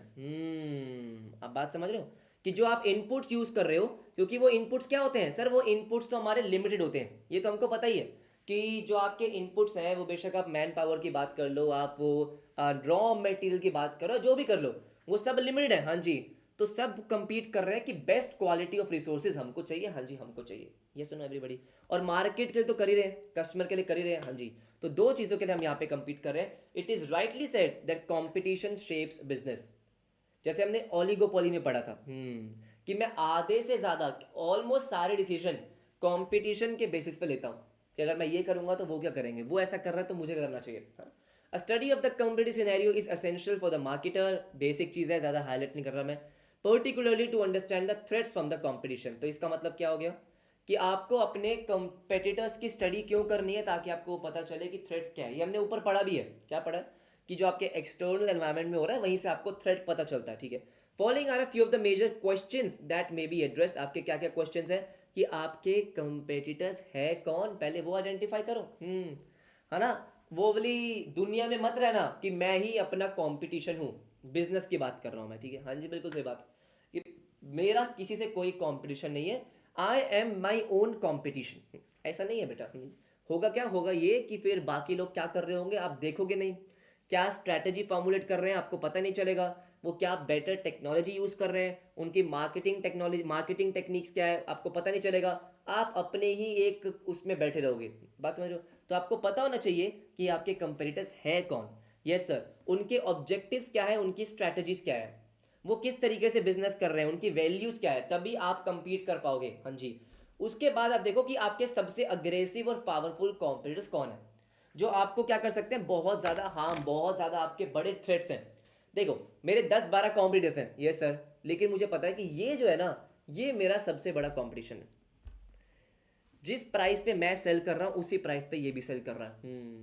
जैसा मैं पढ़ाता हूँ उसके आसपास ये पढ़ा देते हैं. बात समझ रहे हो आप. हाँ है ना. तो ये मेरा सबसे बड़ा कंपटीशन है. हाँ जी, बिल्कुल सही बात है. तो मुझे क्या करना है, अपनी स्ट्रेंथ्स को यूज करके इनसे आगे निकलना है. कॉम्पिटिटिव एडवांटेज मुझे गेन करना है. हाँ जी, बिल्कुल सही बात है. ओके आ जाओ. You may be surprise to know that competition may be direct और इनडायरेक्ट. क्या बात कर रहा है सर, ये क्या बात है, क्या बात है, क्या बात कर रहा है सर. डायरेक्ट और इनडायरेक्ट मैं आपको समझाता हूँ. देखो देखो देखो एवरीबडी सुनो मेरी बात ध्यान से. डायरेक्ट का मतलब क्या हो गया, जो डायरेक्ट है. मतलब अगर फॉर एग्जांपल अगर मैं सीए फाउंडेशन की कोचिंग दे रहा हूँ तो वो भी सीए फाउंडेशन की कोचिंग दे रहे हैं. ये डायरेक्ट कंपटीशन है.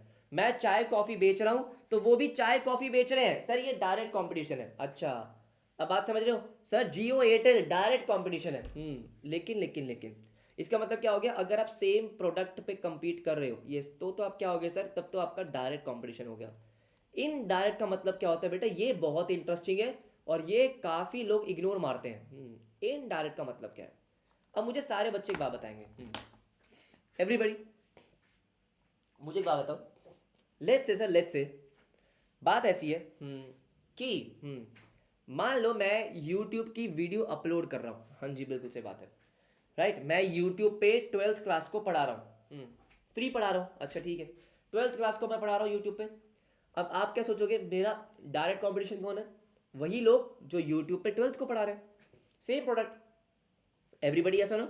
मेरा डायरेक्ट कंपटीशन कौन होगा, जो 12th अकाउंट्स यूट्यूब पे पढ़ा रहा है. हाँ, लेकिन उसके साथ साथ मेरा डायरेक्ट कंपटीशन इंस्टाग्राम भी है. इनडायरेक्ट सॉरी, मेरा इनडायरेक्ट कंपटीशन इंस्टाग्राम भी है. यूट्यूब की एंटरटेनमेंट वीडियोस भी है. क्रिकेट मैच भी है. हाँ, स्लीप भी है. क्या बात कर रहे हो यार, आप ऐसे कैसे बोल सकते हो सर. मैं बताऊँ कैसे, सुनो मेरी बात ध्यान से. सर क्या आपके पास दिन में वही 24 घंटे हैं. हाँ जी बिल्कुल सर. लिमिटेड इंटरनेट है. हाँ. अगर अगर अगर आप इंस्टाग्राम देख रहे हो, इसका मतलब आपने आधा घंटा वहां पे लगा दिया, जो आधा घंटा मुझे आपका चाहिए था. एवरीबडी ये सुनो, सोचो आप आराम से सोचो. सर मूवी आई है थिएटर में. हाँ. अब मान लो 1 दिसंबर को सर एक मूवी, दो मूवी आ रही है. हाँ जी. एक एनिमल आ रही है. अच्छा ठीक है सर. दो मूवी आ रही है. हाँ जी. एक सैम बहादुर आ रही है. वाह. हम कौन सी देखेंगे बेटा, हम देखेंगे सैम बहादुर. हाँ जी सर. ये दो मूवी आ रही है. हाँ जी ये दो मूवी आ रही है. अब आपको क्या लगेगा, ये दोनों आपस का डायरेक्ट कंपटीशन है. सर ये दोनों क्या है, दोनों डायरेक्ट कंपटीशन है. लेकिन इनका इनडायरेक्ट कंपटीशन क्या है सर, का इनका इनडायरेक्ट कंपटीशन है. Let's say sir, let's say. हाँ जी सर 1 दिसंबर को मान लो कोई क्रिकेट मैच है.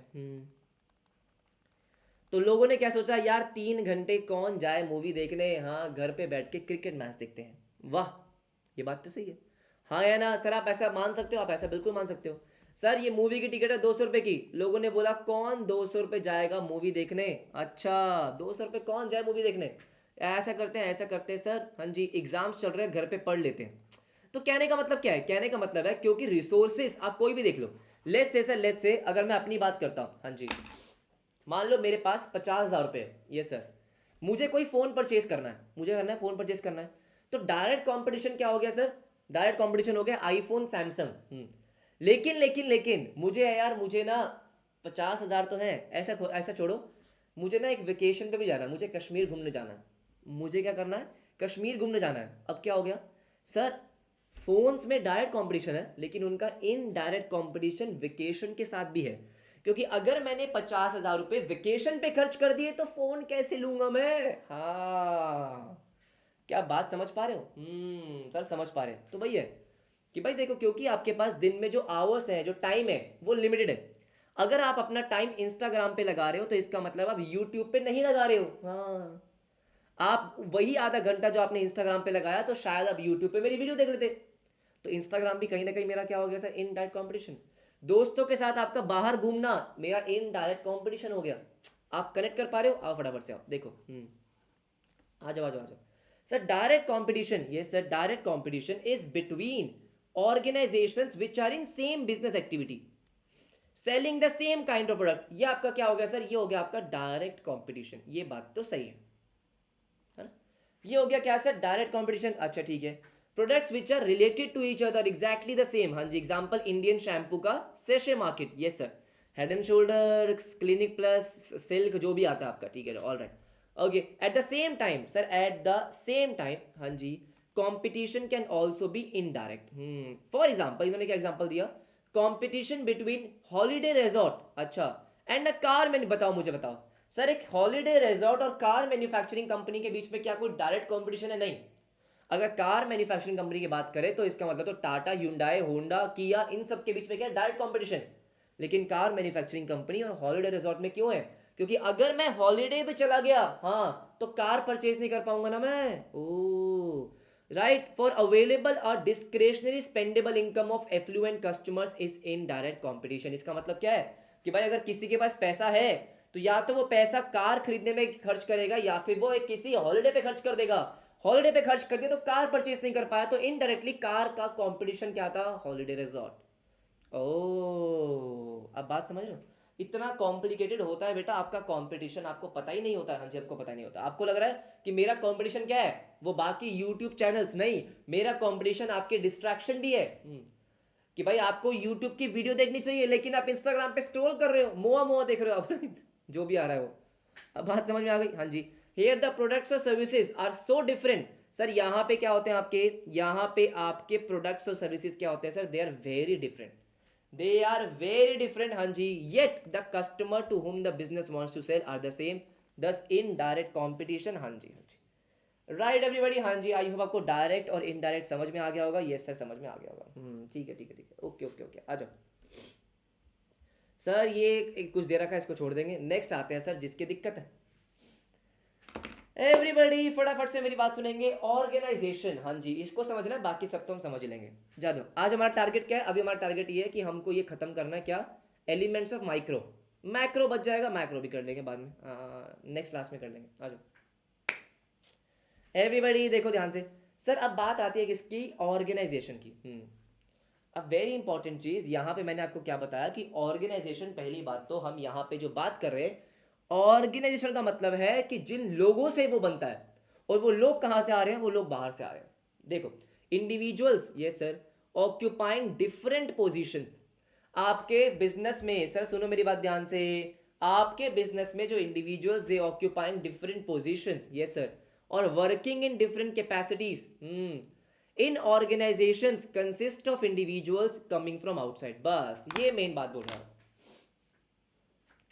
एवरीबडी ऐसा ना हो, ये मेन बात बोल रहा है। हाँ जी, ये मेन बात बोल रहा है, कह रहे इंडिविजुअल्स ऑक्यूपाइंग डिफरेंट पोजीशन। आपके जो ऑर्गेनाइजेशन है, जो आपका बिजनेस है, उसमें जो भी लोग काम कर रहे हैं, हाँ सर, वो लोग आपके बिजनेस के अंदर से पैदा नहीं हुए आए तो बाहर से है ना। हाँ जी हाँ, आए तो बाहर से है, तो इसका मतलब बाहर वाले लोग ही तो आपके बिजनेस को अफेक्ट कर रहे हैं। देखो, क्या मैंने यहाँ पे, एवरीबडी, क्या मैंने यहाँ पे, कहाँ गया मैं, इंटरनल की जब मैं बात कर रहा था, मैंने इंटरनल में कहीं पे भी एम्प्लॉयज नहीं लिखा है। मैंने लिखा quality of human resources. Yes sir, कि जो आपके ह्यूमन रिसोर्स है उनकी क्वालिटी क्या है, ये सर, आप उनको ट्रेन कैसे कर रहे हो, उनका कल्चर क्या है, जो आप ऑर्गेनाइजेशन के अंदर काम करवा रहे हो, वो आपका इंटरनल एनवायरनमेंट है। लेकिन वो लोग जो आपके क्लास में आ रहे हैं, आपके बिजनेस में आ रहे हैं, वो तो बाहर से आ रहे हैं ना सर, वो लोग तो बाहर से आ रहे हैं, हाँ जी वो लोग बाहर से आ रहे हैं, तो इसका मतलब क्या हो गया, उसको इन्होंने डाला एक्सटर्नल में, मतलब माइक्रो में। माइक्रो में क्यों, क्योंकि ऑब्वियस बात है वो आपको डायरेक्टली अफेक्ट कर रहे हैं ऑन अ रेगुलर बेसिस। हाँ जी बिल्कुल सही बात है, राइट एवरीबॉडी, देखो ध्यान से। Sir they have different and varied interest, yes sir ठीक है। In micro environment analysis nothing is important as क्या बोला, nothing is important as self analysis by the organization of itself. क्या मस्त चीज लिखी है, कह रहा है माइक्रो एनवायरमेंट एनालिसिस की जब मैं बात करता हूँ, मतलब अपने जो आसपास की चीज़ों को मुझे क्या करना है, एनालिसिस करना है, उसमें इससे ज़्यादा इंपॉर्टेंट कुछ भी नहीं है जब आप खुद को क्या करते हो सर, खुद का एनालिसिस करते हो। In micro environment analysis nothing is important as self analysis by the organization of itself. मतलब सर आप बाहर वालों को कर रहे हो, ठीक है, सप्लायर, कंपटीशन, मार्केट, इंटरमीडियरी, उन सबको करना कोई दिक्कत नहीं है। जो लोग आपके बाहर से आके आपके बिजनेस में काम कर रहे हैं, ऑर्गेनाइजेशन जो बना रहे हैं, सबसे पहले उनका एनालिसिस करो। ये बोल रहा है वो, हाँ जी ये बोल रहा है। Understanding its own strengths and capabilities in a particular business, understanding a business in depth should be the goal of firms internal analysis. क्या बोला sir, understanding a business in depth should be the goal of business analysis. क्या मतलब है इसका, इसका मतलब वही है, अगर जैसे हमने यहाँ पे लिखा भी हुआ, क्या लिखा है कि यहाँ पे मेन आपके 3 लोग हैं, कौन, ओनर, हाँ जी sir, board of directors, yes sir, और एम्प्लॉयज।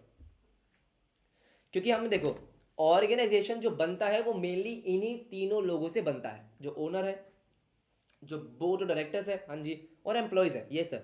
और ये कहाँ से आ रहे हैं सर, ये आपके बाहर से आ रहे हैं। अगर मैं कंपनी की बात करूँ तो शेयर होल्डर्स आ तो बाहर से ही रहे हैं, हाँ जी बिल्कुल सही बात है।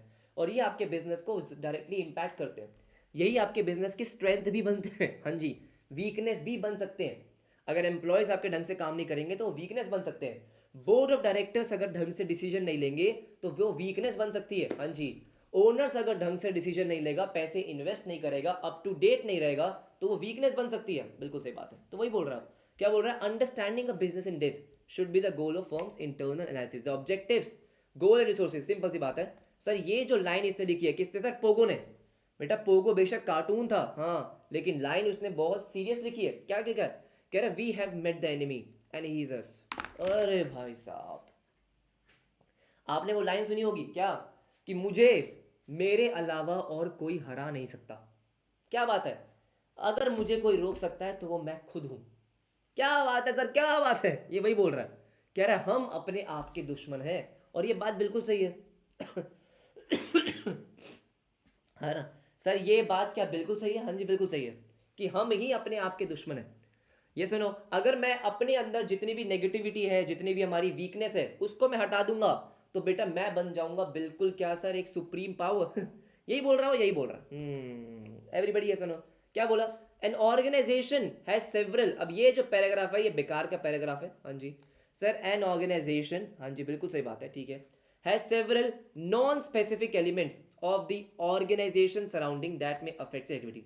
इग्नोर मार देना, तो कुछ है नहीं इसमें। इसका मतलब क्या होता है सर, नॉन स्पेसिफिक का मतलब क्या होता है, नॉन स्पेसिफिक का मतलब होता है जो आप डायरेक्टली आइडेंटिफाई नहीं कर सकते। जैसे फॉर एग्जांपल, हाँ जी, कि गवर्नमेंट आपके बिजनेस को अफेक्ट कर रही है, यस सर, लेकिन वो सिर्फ आपके बिजनेस को अफेक्ट नहीं कर रही है, तो वो नॉन स्पेसिफिक हो गया।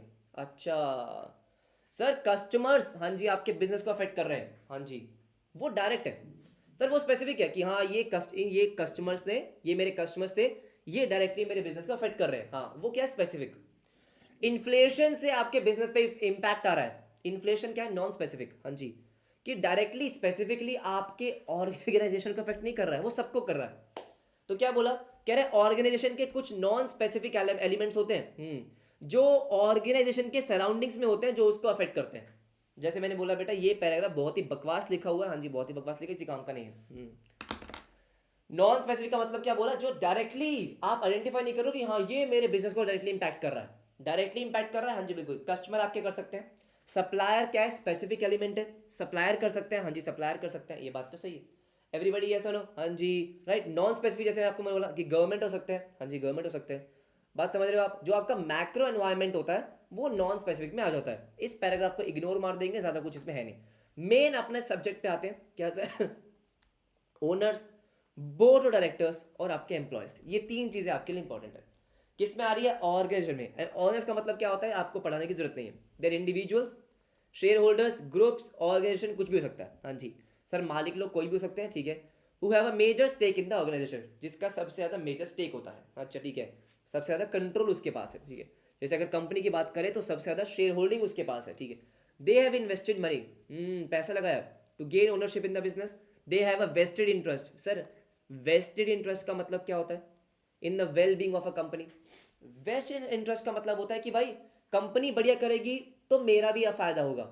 वेस्टेड इंटरेस्ट कि मैं फुल्ली इन्वेस्टेड हूं उसमें, हाँ मेरा और उसका डायरेक्ट रिश्ता है, वेस्टेड इंटरेस्ट है, हाँ जी, कि कंपनी अगर बढ़िया होगी तो मैं भी बढ़िया रहूंगा, ये सुनो। तो दे have a vested interest in the well being of the company, हाँ जी, वो चाहते हैं कि कंपनी बढ़िया करे क्योंकि उसमें उनका भी इंटरेस्ट है, right. They form a crucial part of the organisation. क्या इस पूरे पैराग्राफ में कुछ भी टेक्निकल चीज थी? नहीं, बहुत ही बेसिक चीज। बीओडी ये आपने लॉ में बहुत ज्यादा पढ़ लिया होगा डायरेक्टर्स के बारे में। सर बोर्ड ऑफ डायरेक्टर्स कौन अपॉइंट करते हैं? शेयर होल्डर्स, हाँ जी। Top management group, top management मतलब जो आपके सबसे ज्यादा इंपॉर्टेंट स्ट्रेटेजिक डिसीजन लेते हैं, ठीक है। Of people in companies formed under the companies act 1956 लिखा हुआ है, 2013 हो चुका है। The board of directors is elected by the shareholders, बिल्कुल सही बात है। And is charge with overseeing, sir निगरानी रखना, overseeing the general management of the organisation, हाँ जी बिल्कुल सही बात है। सिंपल सी बात बोल रहा हूँ, जैसे मैंने बोला ये बहुत ही बेसिक चीजें इसमें लिखी हुई है कि बोर्ड ऑफ डायरेक्टर्स कौन होते हैं? जो कंपनी के ओवरऑल फंक्शनिंग पे ध्यान रखते हैं, कि भाई ये वाला डिपार्टमेंट कैसे काम कर रहा है, वो डिपार्टमेंट कैसे काम कर रहा है, हमें आगे क्या करना है, एक्सपेंशन कैसे करना है, सेल्स कैसे करनी है, वो सब चीजें, राइट, ठीक है। नेक्स्ट आपका एम्प्लॉयज आता है। Employees are the people who execute plans, हाँ जी, जो फाइनली काम करते हैं, हाँ जी जो फाइनली काम करते हैं। They are the major force, sir इनके बिना बेटा बड़ी दिक्कत हो जाती है, एम्प्लॉयज खराब होते हैं तो कंपनी भी खराब हो जाती है। It's important for an organisation that employees embrace the same values. Embrace का मतलब क्या होता है? एक्सेप्ट करना, same values and goals as the organisation, accept करना डिग्निटी के साथ, अच्छा ठीक है। क्या बोल रहा है देखो, जो हमारे कंपनी की, हमारे बिजनेस की वैल्यूज है कि भाई हमें सोसाइटी के लिए भी अच्छा करना है और पैसा भी कमाना है, आप बात समझ रहे हो? वही वैल्यूज एम्प्लॉयज के अंदर भी होनी चाहिए। अगर एम्प्लॉयज के अंदर वो वैल्यूज नहीं है तो बेटा कॉन्ट्राडिक्टी हुई, लड़ाइयाँ, कॉन्फ्लिक्ट्स, हाँ जी बात तो सही है। एम्प्लॉयज कह रहे बाहर में जाए सोसाइटी, मेरे को पैसा चाहिए, तो फिर तो दिक्कत हो जाएगी ना, हाँ जी। सेम वैल्यूज होनी चाहिए, बिल्कुल सही बात है, राइट, बात तो सही है, बात तो सही है। However they differ in believes, उनके बिलीफ सिस्टम अलग हो सकते हैं, हाँ, कि वो किसी और चीज में बिलीव करते हैं। सर उनका एजुकेशन अलग हो सकता है, सबका अलग हो सकता है, सर उनके एट्रीब्यूट्स, उनकी क्वालिटीज, उनके लुक, सब कुछ अलग हो सकते हैं, लेकिन जो वैल्यू सिस्टम है और जो गोल है वो सेम होना चाहिए। मान लो कल को अगर मैं टीम बनाता हूँ, तो मैं टीम क्यों नहीं बना पा रहा हूँ? क्योंकि मेरा वैल्यू सिस्टम और उनका वैल्यू सिस्टम मैच ही नहीं होता है, राइट। मेरा जो विजन है और उनका विजन वो मैच ही नहीं होता है, इसलिए टीम नहीं बन पा रही है, सिंपल सी बात है। When managers and employees they work towards different goals, everyone suffers. भाई जब यहाँ पे दोनों अलग अलग काम करेंगे, मैनेजर कह रहे हैं कि भाई कुछ तो करो, सेल बढ़ाओ, कुछ तो करो, एम्प्लॉय कह रहा है मेरे को बस 8 घंटे काम करना है, इससे ज्यादा मेरे को नहीं पता, हाँ मेरे को कंपनी में 8 घंटे बिताने हैं, सुबह 9 बजे आऊंगा, शाम को 5 बजे चाय पी के चला जाऊंगा, मेरे को नहीं फर्क पड़ता क्या सेल, क्या खर्चे, क्या प्रॉफिट। तो बेटा फिर तो आपको पता है कंपनी डूबेगी, हाँ जी डूबेगी, राइट। वेरी वेरी बेसिक चीजें, वेरी बेसिक चीज, ये आपका था ऑर्गेनाइजेशन। फटाफट से आते हैं मार्केट पे, जल्दी खत्म करेंगे। मार्केट, सप्लायर, इंटरमीडिएट, तीन चीजें बची है, जल्दी से इसको फिनिश करेंगे, ये टॉपिक हमारा खत्म हो जाएगा। एवरीबॉडी सो तो नहीं गए? हाँ जी आ जाओ। सर मार्केट का मतलब क्या होता है? कस्टमर का ग्रुप अगर कस्टमर को मैं इकट्ठे कर दूंगा, हाँ वो हमारा मार्केट है, हमारा मार्केट है, बात तो सही। The market is larger than consumer, ओ सच्ची, क्या बोल रहा है ये, ठीक है। The market is larger than consumers, हाँ जी, जो आपके कस्टमर है, जो आपके कंज्यूमर है उससे बड़ा होता है, हाँ रे। कस्टमर्स टुगेदर, हाँ ये इसने बात बोली ना सर, ये बात बोली है उसने, हाँ जी ये बात बोली है कि जो लोग कस्टमर्स हैं, हाँ जी आपके कस्टमर्स हैं, together they make market, yes sir. People who buy goods are customers, हाँ जी, राइट। अच्छा यहाँ पे इंपॉर्टेंट चीज ये भी है, क्या इंपॉर्टेंट चीज है कि देखो देखो देखो, यस सर, जो आपके कस्टमर्स हैं, राइट, अगर आप उनका ग्रुप बना लोगे, क्या सिर्फ वही आपकी मार्केट है? नहीं, ऐसे भी बहुत सारे लोग हैं जो आपका सामान खरीदने में इंटरेस्टेड है लेकिन अभी तक उन्होंने खरीदा नहीं है। हाँ, तो क्या वो मार्केट नहीं है? वो भी मार्केट है। मार्केट का मतलब क्या होता है? जहां पे बहुत सारे बायर्स है, बहुत सारे सेलर्स है। हाँ जी, बिल्कुल सही कह रहे हैं। People who buy goods are customers, ठीक है। while all those to whom the business believes it can sell are the market। अब इसका मतलब क्या है? यस सर, अगर मुझसे कोई पूछेगा मेरी मार्केट क्या है, तो मेरी मार्केट वो सारे बच्चे हैं जो 12th पास करके आए हैं और जो सीए फाउंडेशन का एग्जाम देना चाहते हैं। Everybody agree? सर मैं क्या बोलूंगा, मेरी मार्केट क्या है? वो सारे बच्चे जो 12th का एग्जाम क्लियर करके आए हैं और सीए फाउंडेशन का एग्जाम देना चाहते हैं, वो मेरी मार्केट है। अब उसमें से कुछ लोग परचेस करेंगे कोर्स या कुछ लोग परचेस नहीं करेंगे, है ना, वो कस्टमर्स है। तो ऐसा नहीं है कि सिर्फ customers is equals to market, नहीं। मेरे लिए मार्केट इज जितने भी लोग इंटरेस्टेड हैं, जितने भी लोग मेरा प्रोडक्ट खरीदना चाहते हैं और मैं बिलीव कर रहा हूं कि मैं इनको बेच सकता हूं, वो मेरी मार्केट होती है। हाँ जी, मेरी मार्केट होती है, बात तो सही, right. People who buy goods they are customers while all those to whom business believes it can sell। अगर मुझे लगता है कि भाई फॉर एग्जांपल क्लास 12 के 1 लाख बच्चे हैं जो सीए फाउंडेशन देना चाहते हैं, तो इसका मतलब सीए फाउंडेशन का मार्केट 1 लाख बच्चों का है। अब 1 लाख में से 500 बच्चे अगर मेरा कोर्स परचेज करते हैं तो 500 बच्चे मेरा क्या कस्टमर्स हैं, ठीक है। So the market is to be studied in terms of its, yes आओ फटाफट से, in terms of its actual and potential size. देखो एक्चुअल एंड पोटेंशियल साइज का मतलब क्या हो गया कि अभी सीए फाउंडेशन की मार्केट में 1 लाख बच्चे हैं, लेकिन पोटेंशियल का मतलब क्या है कि ये फ्यूचर में इंक्रीज हो सकता है। एवरीबडी ऐसा नो, अगर मैं अभी बात करूं, अभी आईफोन के मार्केट में मान लेते हैं इंडिया में अभी कितने हैं सर, मान लो 10 लाख लोग हैं, लेकिन उनको लगता है कि फ्यूचर में 25-30 लाख हो जाएंगे, तो वो उसकी मार्केट है। ये बात तो सही है, ये बात तो बिल्कुल सही है। हाँ जी, ये बात तो बिल्कुल सही है। It's growth prospect. Growth prospect का मतलब क्या होता है सर कि आपको क्या लगता है कि फ्यूचर में क्या ये ग्रो करेगा या नहीं करेगा। जैसे एक सिंपल सा एग्जांपल लेते हैं। हाँ सर, सिंपल सा एग्जांपल लेते हैं कि जितने भी चीज़ें जिसमें बहुत ज़्यादा शुगर है, आपको देखा होगा आपने कि आजकल लोग बहुत ज़्यादा हेल्थ कॉन्शियस हो रहे हैं। तो जितने भी आपके ये फ्रूटी आ रही है, ये सॉफ्ट बेवरेजेस आ रहे हैं, हाँ जी, इसके लिए अवेयरनेस बढ़ रही है कि भाई फ्रूटी में बहुत शुगर होता है, कोक पेप्सी इसमें बहुत शुगर होता है, हाँ जी। तो भाई मुझे ऐसा लगता है कि फ्यूचर में इसका ग्रोथ प्रॉस्पेक्ट नहीं है। फ्यूचर में ये सब क्या करेंगे, ये सब अपनी मार्केट इनकी कम हो जाएगी, हाँ जी। इसीलिए इसलिए बेटा आपने देखा होगा कोक ने निकाली क्या sir, diet Coke without sugar. हाँ, क्योंकि उसको भी लग रहा है कि भाई लोग क्या कर रहे हैं, लोग अब थोड़े से हेल्थ अवेयर हो रहे हैं, हेल्थ कॉन्शियस हो रहे हैं। बिल्कुल सही बात है, ये सुनो। सिमिलरली अगर अगर for example let's say sir, मुझे लगता है कि फ्यूचर में, हाँ जी, जो आपके वो है, अरे क्या बोलते हैं उसको, अरे क्या बोलते हैं उसको, आईपैड, हाँ जी। सर जो फ्यूचर में आईपैड्स वगैरह, हाँ जी, उनकी जो मार्केट है वो बढ़ सकती है। क्यों सर? क्योंकि लोग जो है वो लैपटॉप्स वगैरह कम परचेज करेंगे और आईपैड्स वगैरह ज़्यादा परचेज करेंगे, ऐसा मुझे लगता है। अच्छा, तो इसका मतलब उसकी मार्केट क्या है सर, उसकी मार्केट ग्रो कर सकती है। मुझे ऐसा लगता है कि फ्यूचर में शायद से ऑफलाइन सेंटर्स की मार्केट बढ़ेगी। हाँ, दोबारा से स्टूडेंट्स ऑफलाइन सेंटर में जाना चालू करेंगे, तो उसका ग्रोथ प्रोस्पेक्ट है। हाँ, ये बात तो सही है सर। जब कोविड आया, हाँ जी, तो जो हैंड सैनिटाइजर्स थे हाँ, कहाँ गए वो पहले सबकी जेब में होते थे, मास्क सबकी जेब में होता था, लेकिन उस इंडस्ट्री का ग्रोथ प्रोस्पेक्ट नहीं था। एक बार कोविड चला गया, लोगों ने हैंड सैनिटाइजर्स और मास्क को बोला बाय बाय बाय बाय। बात तो सही है। And also it's attractiveness. Sir also it's attractiveness का मतलब क्या होता है? क्या वो मार्केट अट्रैक्टिव है? अट्रैक्टिव का मतलब क्या उस मार्केट में पैसा है? सर क्या उस मार्केट में पैसा है? मतलब सर प्रॉफिट मार्जिन की बात हो रही है, ज़्यादा कस्टमर्स की बात हो रही है, कॉस्ट कम की बात हो रही है। मुझे बताओ बेटा, अगर मुझे बिजनेस चालू करना है, हाँ सर हाँ, तो मैं क्या देखता हूँ, ऐसी कौन सी मार्केट है जो बहुत अट्रैक्टिव है। जैसे अगर बात करें, मुझे लगता है बेटा, मुझे पर्सनली ये फील लगता है कि जो भी आपकी क्लोथिंग मार्केट है, सर वो बहुत अट्रैक्टिव है। क्यों? उसका मार्जिन बहुत ज़्यादा है। जैसे कि सिंपल सी बात है, हाँ, मैं कोई भी एक बढ़िया सी टी शर्ट, अच्छे क्वालिटी की टी शर्ट, सर 300 रुपये में क्या कर सकता हूँ, उसको मैन्युफैक्चर करवा सकता हूँ। लेकिन सर लेकिन अगर मैं उसका प्रॉपर एक ब्रांड बनाऊँ, मार्केट करूँ, एडवर्टाइज करूँ, तो वो बिक सकती है 700-800 रुपये की। क्या बात कर रहे हो, बताओ सर, कितनी अट्रैक्टिव मार्केट है। और ये 300 मैंने ज्यादा बोल दिया है सर, 300 भी नहीं लगते, क्या बात कर रहे हैं। हाँ, तो कपड़ों की मार्केट, मुझे क्या लगता है, कपड़ों की मार्केट, मुझे लगता है सर स्नीकर्स की मार्केट जो है ना, स्नीकर्स की मार्केट, वो बहुत अट्रैक्टिव है। सर क्यों? आजकल लोगों को स्नीकर्स का क्रेज हो गया है। सर क्या हो गया है? स्नीकर्स का क्रेज हो गया। हाँ, लोगों को चाहिए स्नीकर्स, जॉर्डन पहनने लोगों को। हाँ जी बिल्कुल सही, सुपरस्टार पहनना है। अच्छा ठीक है, राइट एवरीबॉडी, ये सब बात तो सही।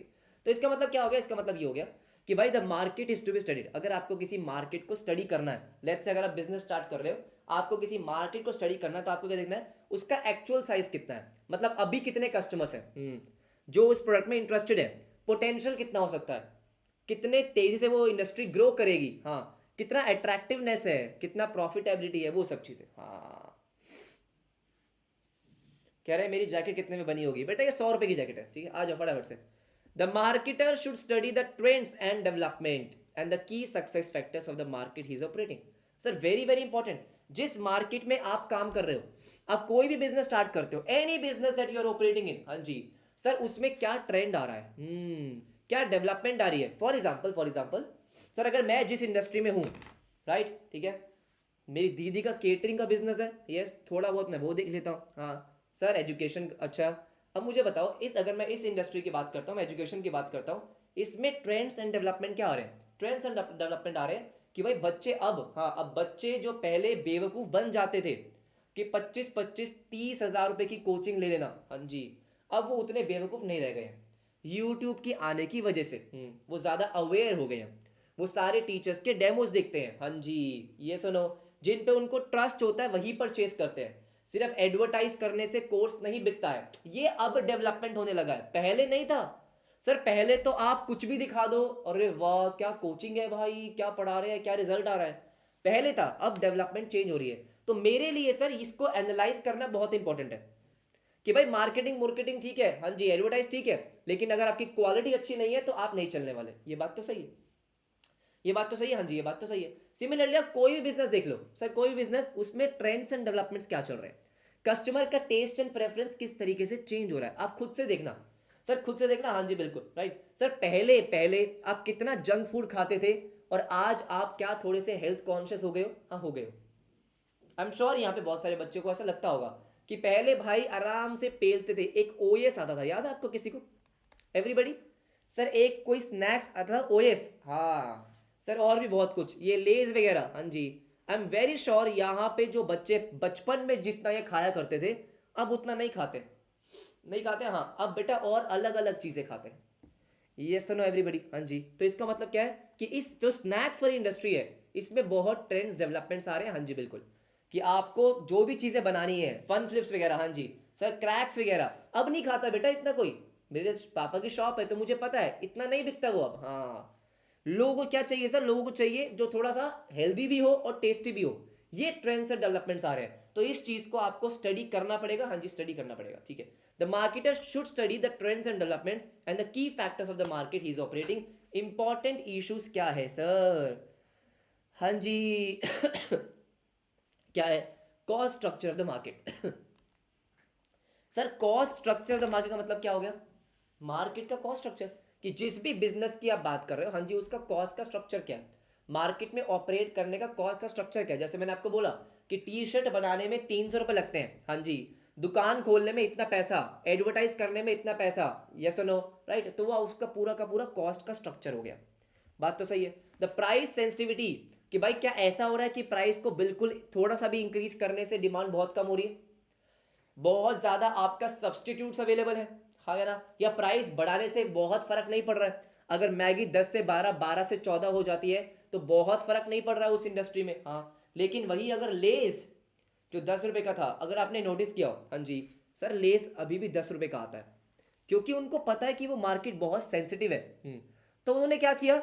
उन्होंने 10 रुपए में ही दिया, बस क्वांटिटी कम कर दी स्मार्ट, आप समझ रहे हो, बहुत स्मार्ट है, क्योंकि वो समझ गए थे कि ये मार्केट बहुत ज्यादा प्राइस सेंसिटिव है। अगर मैंने 10 का लेस 15 में बेचने की कोशिश करी तो दिक्कत हो जाएगी। तो उन्होंने क्या किया, तो जितनी क्वांटिटी वो 10 में देते थे, अब वही सेम क्वांटिटी वो 20 में देते हैं, लेकिन पैकेट का साइज सेम है। सर पैकेट का साइज एग्जैक्ट सेम है, हाँ जी एग्जैक्ट सेम है। ओ क्वांटिटी कम कर दी, स्मार्ट पीपल। क्योंकि भाई कस्टमर को क्या लग रहा है कि वो तो 10 रुपए का लेस है, हाँ 10 रुपए का लेस है, अच्छा समझ गए। Similarly with all the biscuits, अगर आप बिस्किट्स की बात करते हो सर, सबसे फेमस पार्ले जी। पार्ले जी को पता था कि भाई लोग 5 रुपए का पार्ले जी ही परचेस करेंगे। हाँ, जितना पार्ले जी पहले 5 का आता था बेटा, उसका आधा हो चुका है अब। लेकिन आप 5 का ही रहा है, हाँ जी, तो लोग ले रहे हैं, हाँ लोग ले रहे हैं।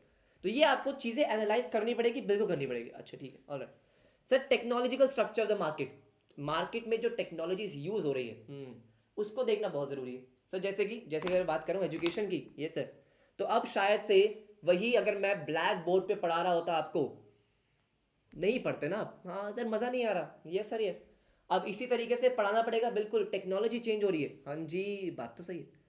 राइट एवरीबॉडी, हाँ जी। अगर आपको मैं लैपटॉप सेल कर रहा हूँ तो लैपटॉप्स में अब आपको गेमिंग के लिए बहुत ज़्यादा हाई प्रोसेसिंग चाहिए, वही पुराने घिसे पिटे लैपटॉप कोई नहीं परचेज कर रहा, हाँ ये बात भी सही है। हाँ है ना सर। अगर फ़ोन की बात करें तो फ़ोन में टेक्नोलॉजी आपको एडवांस चाहिए। मेरे को फोटो क्लिक करने के बाद बैकग्राउंड रिमूव करने वाला सॉफ्टवेयर चाहिए, तो लोग सॉफ्टवेयर दे रहे हैं। अगर आपको पता हो, हाँ जी सर, पहले सिर्फ कुछ फ़ोन दे रहे थे, अब 15-20 हज़ार वाले फ़ोन में वो सब चीज़ें आ रही है जो पहले महंगे फ़ोन में आती थी। मार्केट का टेक्नोलॉजी स्ट्रक्चर क्या है? द एग्जिस्टिंग डिस्ट्रीब्यूशन सिस्टम, मतलब कि अगर मान लो मैं मैन्युफैक्चरर हूँ, हाँ, तो कस्टमर तक पहुंचने का डिस्ट्रीब्यूशन क्या है? क्या बीच में बहुत सारे इंटरमीडिएरी आ रहे हैं? जैसे फॉर एग्जांपल अगर मैं कपड़े बनाता हूं तो मैं डायरेक्टली Myntra पे सेल करता हूं, तो डिस्ट्रीब्यूशन क्या है? मैंने कपड़े बनाए, Myntra पे लिस्ट किया और आगे कस्टमर पे पहुंच गए, तो ज्यादा इंटरमीडिएरी नहीं आए। अच्छा, लेकिन अगर मैं मैन्युफैक्चरर हूं, मैं बेच रहा हूं होलसेलर को, वो रिटेलर को, फिर वो रिटेलर को, फिर वो कस्टमर को, तो डिस्ट्रीब्यूशन सिस्टम काफी बड़ा हो गया। जितना बड़ा डिस्ट्रीब्यूशन चैनल होता है उतना कम प्रॉफिट होता है, ये बात तो सही है। क्योंकि जितने ज्यादा लोग इन्वॉल्व हो जाएंगे बीच में, जितने ज्यादा मिडल मैन होंगे, उतना प्रॉफिट कम हो जाएगा। ये चीज आपको एनालाइज करनी पड़ेगी, हाँ जरूर करनी पड़ेगी। Sir is the market mature? Mature का मतलब क्या होता है?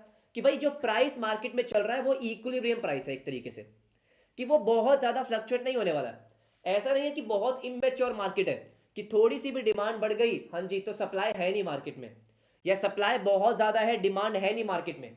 तो जो मार्केट का आप इक्विलिब्रियम बोलते हो कि जब मार्केट डिमांड मार्केट सप्लाई के इक्वल है, एक प्राइस सेट हो चुका है, तो वो मैच्योर हो चुके हैं क्या? हाँ वो मैच्योर हो चुकी है, कि कस्टमर्स को मार्केट के बारे में ऑलरेडी पता है, गुड्स एंड सर्विसेज के बारे में ऑलरेडी पता है, कोई नई मार्केट तो नहीं है ये, हाँ, कि कस्टमर्स को पता ही नहीं है। जैसे फॉर एग्जांपल, हाँ, बहुत कम लोगों को पता है क्या सर, कि आज की डेट में वॉल्स के ऊपर लोग पेंट नहीं कराते, वॉलपेपर लगाते हैं, या अलग अलग शीट्स आ गई है, टाइल्स नहीं लगवाते हैं, शीट्स लगाते हैं। वो मार्केट मैच्योर नहीं है, मैच्योर नहीं। सर लैपटॉप के ऊपर कवर नहीं लगता है, अब लैपटॉप के ऊपर स्किन्स लगती है। आपने अगर सुना नहीं सुना पता नहीं, सर वो मार्केट मैच्योर नहीं है। लैपटॉप के ऊपर स्किन्स लगाने वाली मार्केट अभी बहुत ज्यादा नहीं है, हाँ जी, बहुत नहीं है, मैच्योर नहीं है, हाँ जी। तो उनका प्राइस कोई बहुत स्टेबल नहीं है। अगर अभी डिमांड नहीं है तो प्राइस कम है, डिमांड आ जाएगी तो प्राइस बहुत ज्यादा बढ़ जाएगा, हाँ बात तो सही है। तो अभी जो मार्केट बिल्कुल बिल्कुल नई मार्केट्स है, हाँ ये सुनो, तो वो मैच्योर मार्केट्स नहीं है। तो आपको देखना पड़ेगा कि मैच्योर है या मैच्योर नहीं है, राइट। मैंने आपको काफी एग्जांपल दे दिए, ये आपका मार्केट था। फटाफट से आते हैं लास्ट के 2 पे, अगले 10 मिनट में क्लास खत्म करेंगे, ठीक है। ऑलराइट सर, सप्लायर वेरी आसान, कुछ भी नहीं है सर। सप्लायर का मतलब क्या है? जहां से आप गुड्स परचेज करते हो, हाँ या ना सर, जहां से गुड्स परचेज करते हैं, हाँ। इसमें बस 1-2 लाइन इंपॉर्टेंट है, फटाफट से देखेंगे। Supplier forms an important component, ये बकवास line. They provide raw material, क्या क्या प्रोवाइड करते हैं? रॉ मटेरियल, हाँ जी बिल्कुल। Equipment, yes. सर्विसेज, हाँ जी, एंड सो ऑन। जो भी चीज़ आपको चाहिए, हाँ जी, जो भी चीज़ मुझे चाहिए। फॉर एग्जाम्पल अगर मुझे क्या चाहिए सर, मैन्युफैक्चरिंग करने के लिए, कपड़े मैन्युफैक्चर करने के लिए कॉटन चाहिए, सप्लायर से ले लूंगा, हाँ जी। मशीन चाहिए, इक्विपमेंट चाहिए, ले लूंगा, हाँ जी बिल्कुल सही, यस नो। कोई सर्विसेज चाहिए, हाँ वो ले लेंगे, बिल्कुल सही बात। Sir large companies rely on hundreds of suppliers, जितनी बड़ी कंपनी होती है उतने उसके सप्लायर्स होते हैं। ये सुनो, अलग अलग चीज़ों के अलग अलग सप्लायर, हाँ, क्योंकि जितने ज़्यादा प्रोडक्ट आप मैन्युफैक्चर करोगे उतने ज़्यादा आपके सप्लायर होंगे to maintain their production. Sir क्या ये इंपॉर्टेंट लाइन है? बिल्कुल भी नहीं। इंपॉर्टेंट लाइन क्या है? Next, suppliers with their own bargaining power can dominate the prices, affect the cost structure of the industry. क्या बात कर रहे हो sir? Supplier can affect the cost structure of the industry? अरे मुझे एक बात बताओ, मेरा बिजनेस है, एवरीबडी सर ये मेरा बिजनेस है, all right sir all right, कोई दिक्कत नहीं है, ये मेरा सप्लायर है।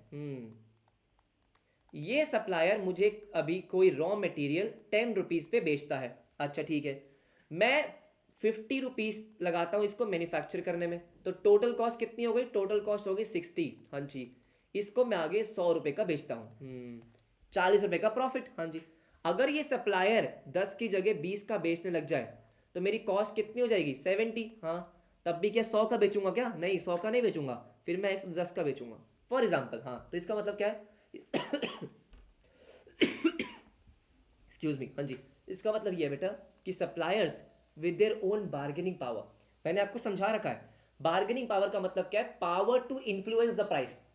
अगर उसके पास प्राइस को इन्फ्लुएंस करने की पावर है, हाँ जी, तो वो मार्केट में प्राइसेस को डोमिनेट कर सकता है, आपके कॉस्ट के स्ट्रक्चर को अफेक्ट कर सकता है। पहले जो चीज आपकी 60 में मैन्युफैक्चर हो रही थी वो 70 में हो रही है, बिल्कुल सही बात है सर, बहुत ही कॉमन बात थी, हाँ जी, लेकिन इंपॉर्टेंट है, ठीक है। They constitute a major force, obvious ही बात है भाई, क्योंकि मैं रॉ मटेरियल, मशीन, सर्विसेज वहां से परचेज कर रहा हूं, हाँ जी, तो जितना सस्ता आप परचेज करोगे, देखो which shapes the competition in the industry, इसका मतलब क्या है, अगर 2-3 प्लेयर है, हाँ जी, जो ज्यादा सस्ता रॉ मटेरियल परचेज कर पा रहे होंगे, क्या उसके पास एडवांटेज नहीं होगा, एडवांटेज होगा। सर वही चीज जो मैं 10 की परचेज कर रहा हूं, मेरा कंपटीशन 20 की परचेज कर रहा है, क्या मेरे पास एडवांटेज नहीं है, बिल्कुल है, इकोनॉमीज ऑफ स्केल का एडवांटेज हो सकता है, जो भी है, ठीक है।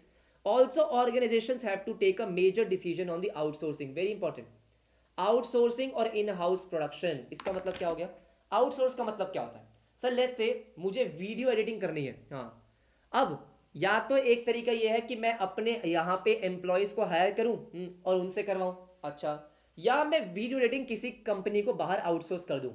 सर बहुत सारी कंपनीज हैं आज की डेट में, मीडिया एजेंसीज हैं जो क्या करती हैं, वीडियो एडिटिंग करती हैं, दो चीज़ें, तो मुझे एनालाइज करना पड़ेगा मेरे लिए बेनिफिशियल क्या है, एम्प्लॉय को हायर करना या उससे करवाना। ऐसे ही बहुत सारी कंपनी जो आउटसोर्स करती है अपने छोटे छोटे functions, sir call centres outsource होते हैं, हाँ जी, ये सुनो, अकाउंटिंग फाइनेंस का फंक्शन आउटसोर्स कर देते हैं वो, मार्केटिंग आउटसोर्स कर देते हैं वो। अब बात समझ रहे हो कि भाई तुम मैं हमारी मार्केट करो, हाँ हम बनाएंगे, मैं मैन्युफैक्चर करूंगा, मार्केट तुमको करना है, बात समझ रहे हो। ऐसा ही पार्ले जी भी करता है, इसके बारे में पढ़ के आना, क्या पार्ले जी के पीछे देखो क्या लिखा होता है कि मार्केट बाय, हाँ जी, मार्केटेड बाय क्या sir, Parle product private limited, बेच कौन रहा है, पार्ले जी, लेकिन बनाया किसने, सर मैन्युफैक्चर्ड बाय किसी और कंपनी ने। आपको क्या लगता है बेटा कि जो नाइकी के शूज हैं या एडिडास के शूज हैं, हाँ जी, क्या एडिडास की फैक्ट्री में बन रहे हैं, उसके बन रहे हैं, नहीं, there are very high chances. जो मैंने नाइकी की बुक पढ़ी हुई है उसमें तो यही था बेटा कि नाइकी क्या करती है, दूसरी फैक्ट्री से शूज बनवाती है, हाँ, अपनी ब्रांडिंग करती है और आगे बेचती है, और जनरली काफी लोग यही करते हैं, हाँ जी, काफी लोग यही करते हैं। अब बात समझ रहे हो, एक ऑटोमोबाइल में जितने भी आपके पार्ट्स होते हैं, सारे के सारे पार्ट्स, सर सारे के सारे पार्ट्स, ऐसा नहीं है कि मारुति की फैक्ट्री में बन रहे हैं, काफी सारे उन्होंने क्या करते हैं, बाहर से परचेज करते हैं, आउटसोर्स कर दिया उन्होंने। म्यूजिक सिस्टम कहीं और से, हाँ जी, ये सुनो, अब बात समझ रहे हो, सर कुछ कहीं और से, इंटीरियर कहीं और से, चेयर्स कहीं और से, बात सही है, ये बात भी सही है। तो आपको देखना पड़ेगा कि आपको आउटसोर्स करना है, यस सर, या इन हाउस करना है। अगर सप्लायर आपको सस्ता दे रहा है और घर पे बनाना ज्यादा महंगा हो जाएगा, तो दोनों में से आपको देखना पड़ेगा, देखना पड़ेगा, ठीक है। Wherein outsourcing is getting things done from the outside, in house doing things from on. अरे क्या बात बोल रहा है ये, हाँ सिंपल सी बात है, हाँ जी सिंपल सी बात है, इसको पढ़ लेना, इसको पढ़ लेना, फटाफट से आते हैं लास्ट पे, क्या सर, इंटरमीडिएरी। इंटरमीडिएरी का मतलब क्या है सर, मैं मैन्युफैक्चरर, आप कस्टमर, बीच में कौन आया, इंटरमीडिएरी। जितने भी आप शॉपिंग मॉल्स में जाते हो, हाँ जी, आपने देखा होगा Pantaloons, sir, Reliance fresh, yes sir, उसके बाद जितने भी आप ये विशाल मेगा मार्ट, जो भी आप मॉल्स वगैरह देखते हो, बड़ी बड़ी दुकानें होती है, आपने वो एक, मुझे याद नहीं आ रहा यार, ऐसे क्या था वो, याद कैसे नहीं आ रहा मुझे, जो भी है, हाँ जी, सर जितने भी ये हैं, तो वो क्या होता है, बड़े बड़े आउटलेट्स होते हैं, जिसमें क्या हो रहा होता है, जिसमें वो अलग अलग ब्रांड का सामान बेच रहे होते हैं। तो उन्होंने खुद तो मैन्युफैक्चर नहीं किया, हाँ जी, खुद तो मैन्युफैक्चर नहीं किया, सर वो किसी और का ब्रांड का सामान आपको बेच रहे हैं, हाँ जी। ऑनलाइन में अगर मैं बात करता हूं, तो ऑनलाइन में क्या हो गया सर, ऑनलाइन में आपका Amazon, Myntra, फ्लिपकार्ट, ये सब क्या है, इंटरमीडिएरी, शॉपर स्टॉप, बिल्कुल सही बात है, राइट एवरीबॉडी, हाँ जी। Intermediaries exert a considerable influence on the business organization, बिल्कुल सही बात है। मुझे बताओ बेटा, खाना मैंने बनाया लेकिन स्विगी जोमैटो ने बेचा, तो कई बार क्या होता है कि भाई किसी से बोलो खाना कहाँ से मंगवाया, स्विगी से, अरे स्विगी से तो मंगवाया भाई, बनाया किसने था? है ना? तो स्विगी जोमेटो क्या है? इंटरमीडियरी। अब जो इंटरमीडियरी है आपके बिजनेस को काफी अफेक्ट करते हैं। क्यों? क्योंकि वो आपसे कमीशन चार्ज करते हैं। ज्यादा कमीशन ज्यादा कॉस्ट, कम कमीशन कम कॉस्ट। हाँ जी। They can also be considered as the major determining force in the business. ये वही सेम चीज है। हाँ जी, सेम चीज है, ठीक है। In many cases the customers are not aware of the manufacture. कई बार ऐसा होता है बेटा, कई बार ऐसा होता है कंज्यूमर को पता नहीं है। अब अमेजोन से आप कुछ परचेज करते हो, मेजॉरिटी ऑफ केस में हमको नहीं पता होता मैन्युफैक्चरर कौन है। जैसे मैं बताऊं, मैंने लाइट परचेज कर रखी है, मुझे नहीं पता इसका मैन्युफैक्चरर कौन है, मुझे पता है मैंने अमेजोन से परचेज करी है। कैमरा, चलो कैमरा का तो ब्रांड लिखा हुआ है, हाँ जी। तो काफी चीजें होती है, हाँ जी, काफी चीजें होती है, हमको नहीं पता होता कि उसका मैन्युफैक्चरर कौन है, लेकिन हमको बस ये पता होता है कि मैंने अमेजोन से ऑर्डर करा है, ठीक है। Consumers are not aware of the manufacturer of the product they buy. हाँ, इंपॉर्टेंट नहीं है, इंपॉर्टेंट नहीं है इतना, ठीक है। They buy products from the local retailers, आपके आसपास से आपने परचेज किया, बिग डिपार्टमेंटल स्टोर्स और online stores that are increasingly becoming important. The very popular example is Big Bazaar. Big Bazaar जाते हो, हाँ, आप कपड़े देखते हो, कपड़े आपने परचेज कर लिए, कौन से ब्रांड के आपको पता नहीं चलता। Pantaloons which are products from various companies at a single place, people actually buy products because they think big bazaar or pantaloons has quality। Sir ये बात बिल्कुल सही है। जैसे शॉपर स्टॉप पेंटालून्स, हाँ, इनकी एक परसेप्शन है कि भाई यहाँ पे मिलते हैं क्वालिटी प्रोडक्ट्स। अरे वो तो सिर्फ एक डिपार्टमेंटल स्टोर है, उसके अंदर ब्रांड्स की क्वालिटी तो आप देखते रहे। हाँ जी भाई, बढ़िया लगता है शॉपर स्टॉप, बहुत ही बढ़िया बढ़िया ब्रांड्स है उसमें, हाँ, लेकिन उसमें मैन्युफैक्चरर पेंटालून्स या शॉपर स्टॉप नहीं है। राइट, समझ में। They act as intermediate to so many products, thus for a company understanding intermediate is very very important. Sir मुझे फटाफट से बता देंगे क्या यहाँ तक आपको समझ में आ गया? माइक्रो खत्म हो गया। टारगेट फिनिश, हाँ जी, आज का टारगेट फिनिश। जल्दी बोलो फटाफट से एवरीबडी, किसी को डाउट है जल्दी छेती छेती बोलेंगे, नहीं तो मिलते हैं आपसे नेक्स्ट क्लास में। राइट एवरीवन, सो मिलते हैं आपसे नेक्स्ट क्लास में। आई होप आपको जितना मैंने पढ़ा वो समझ में आया होगा। It's a very easy chapter, जैसे आपकी 12th की बिजनेस स्टडीज थी, ठीक है, लेकिन मैं कोशिश करता हूँ कि एक लाइन आपको समझा दूँ। कोई डाउट होगा मुझसे ज़रूर पूछ लेना, और समझ में आएगा तो वीडियो को लाइक करना मत भूलें, शेयर करें, कॉमेंट करें, सब्सक्राइब करें। मिलते हैं नेक्स्ट क्लास में, बाय बाय, टेक केयर।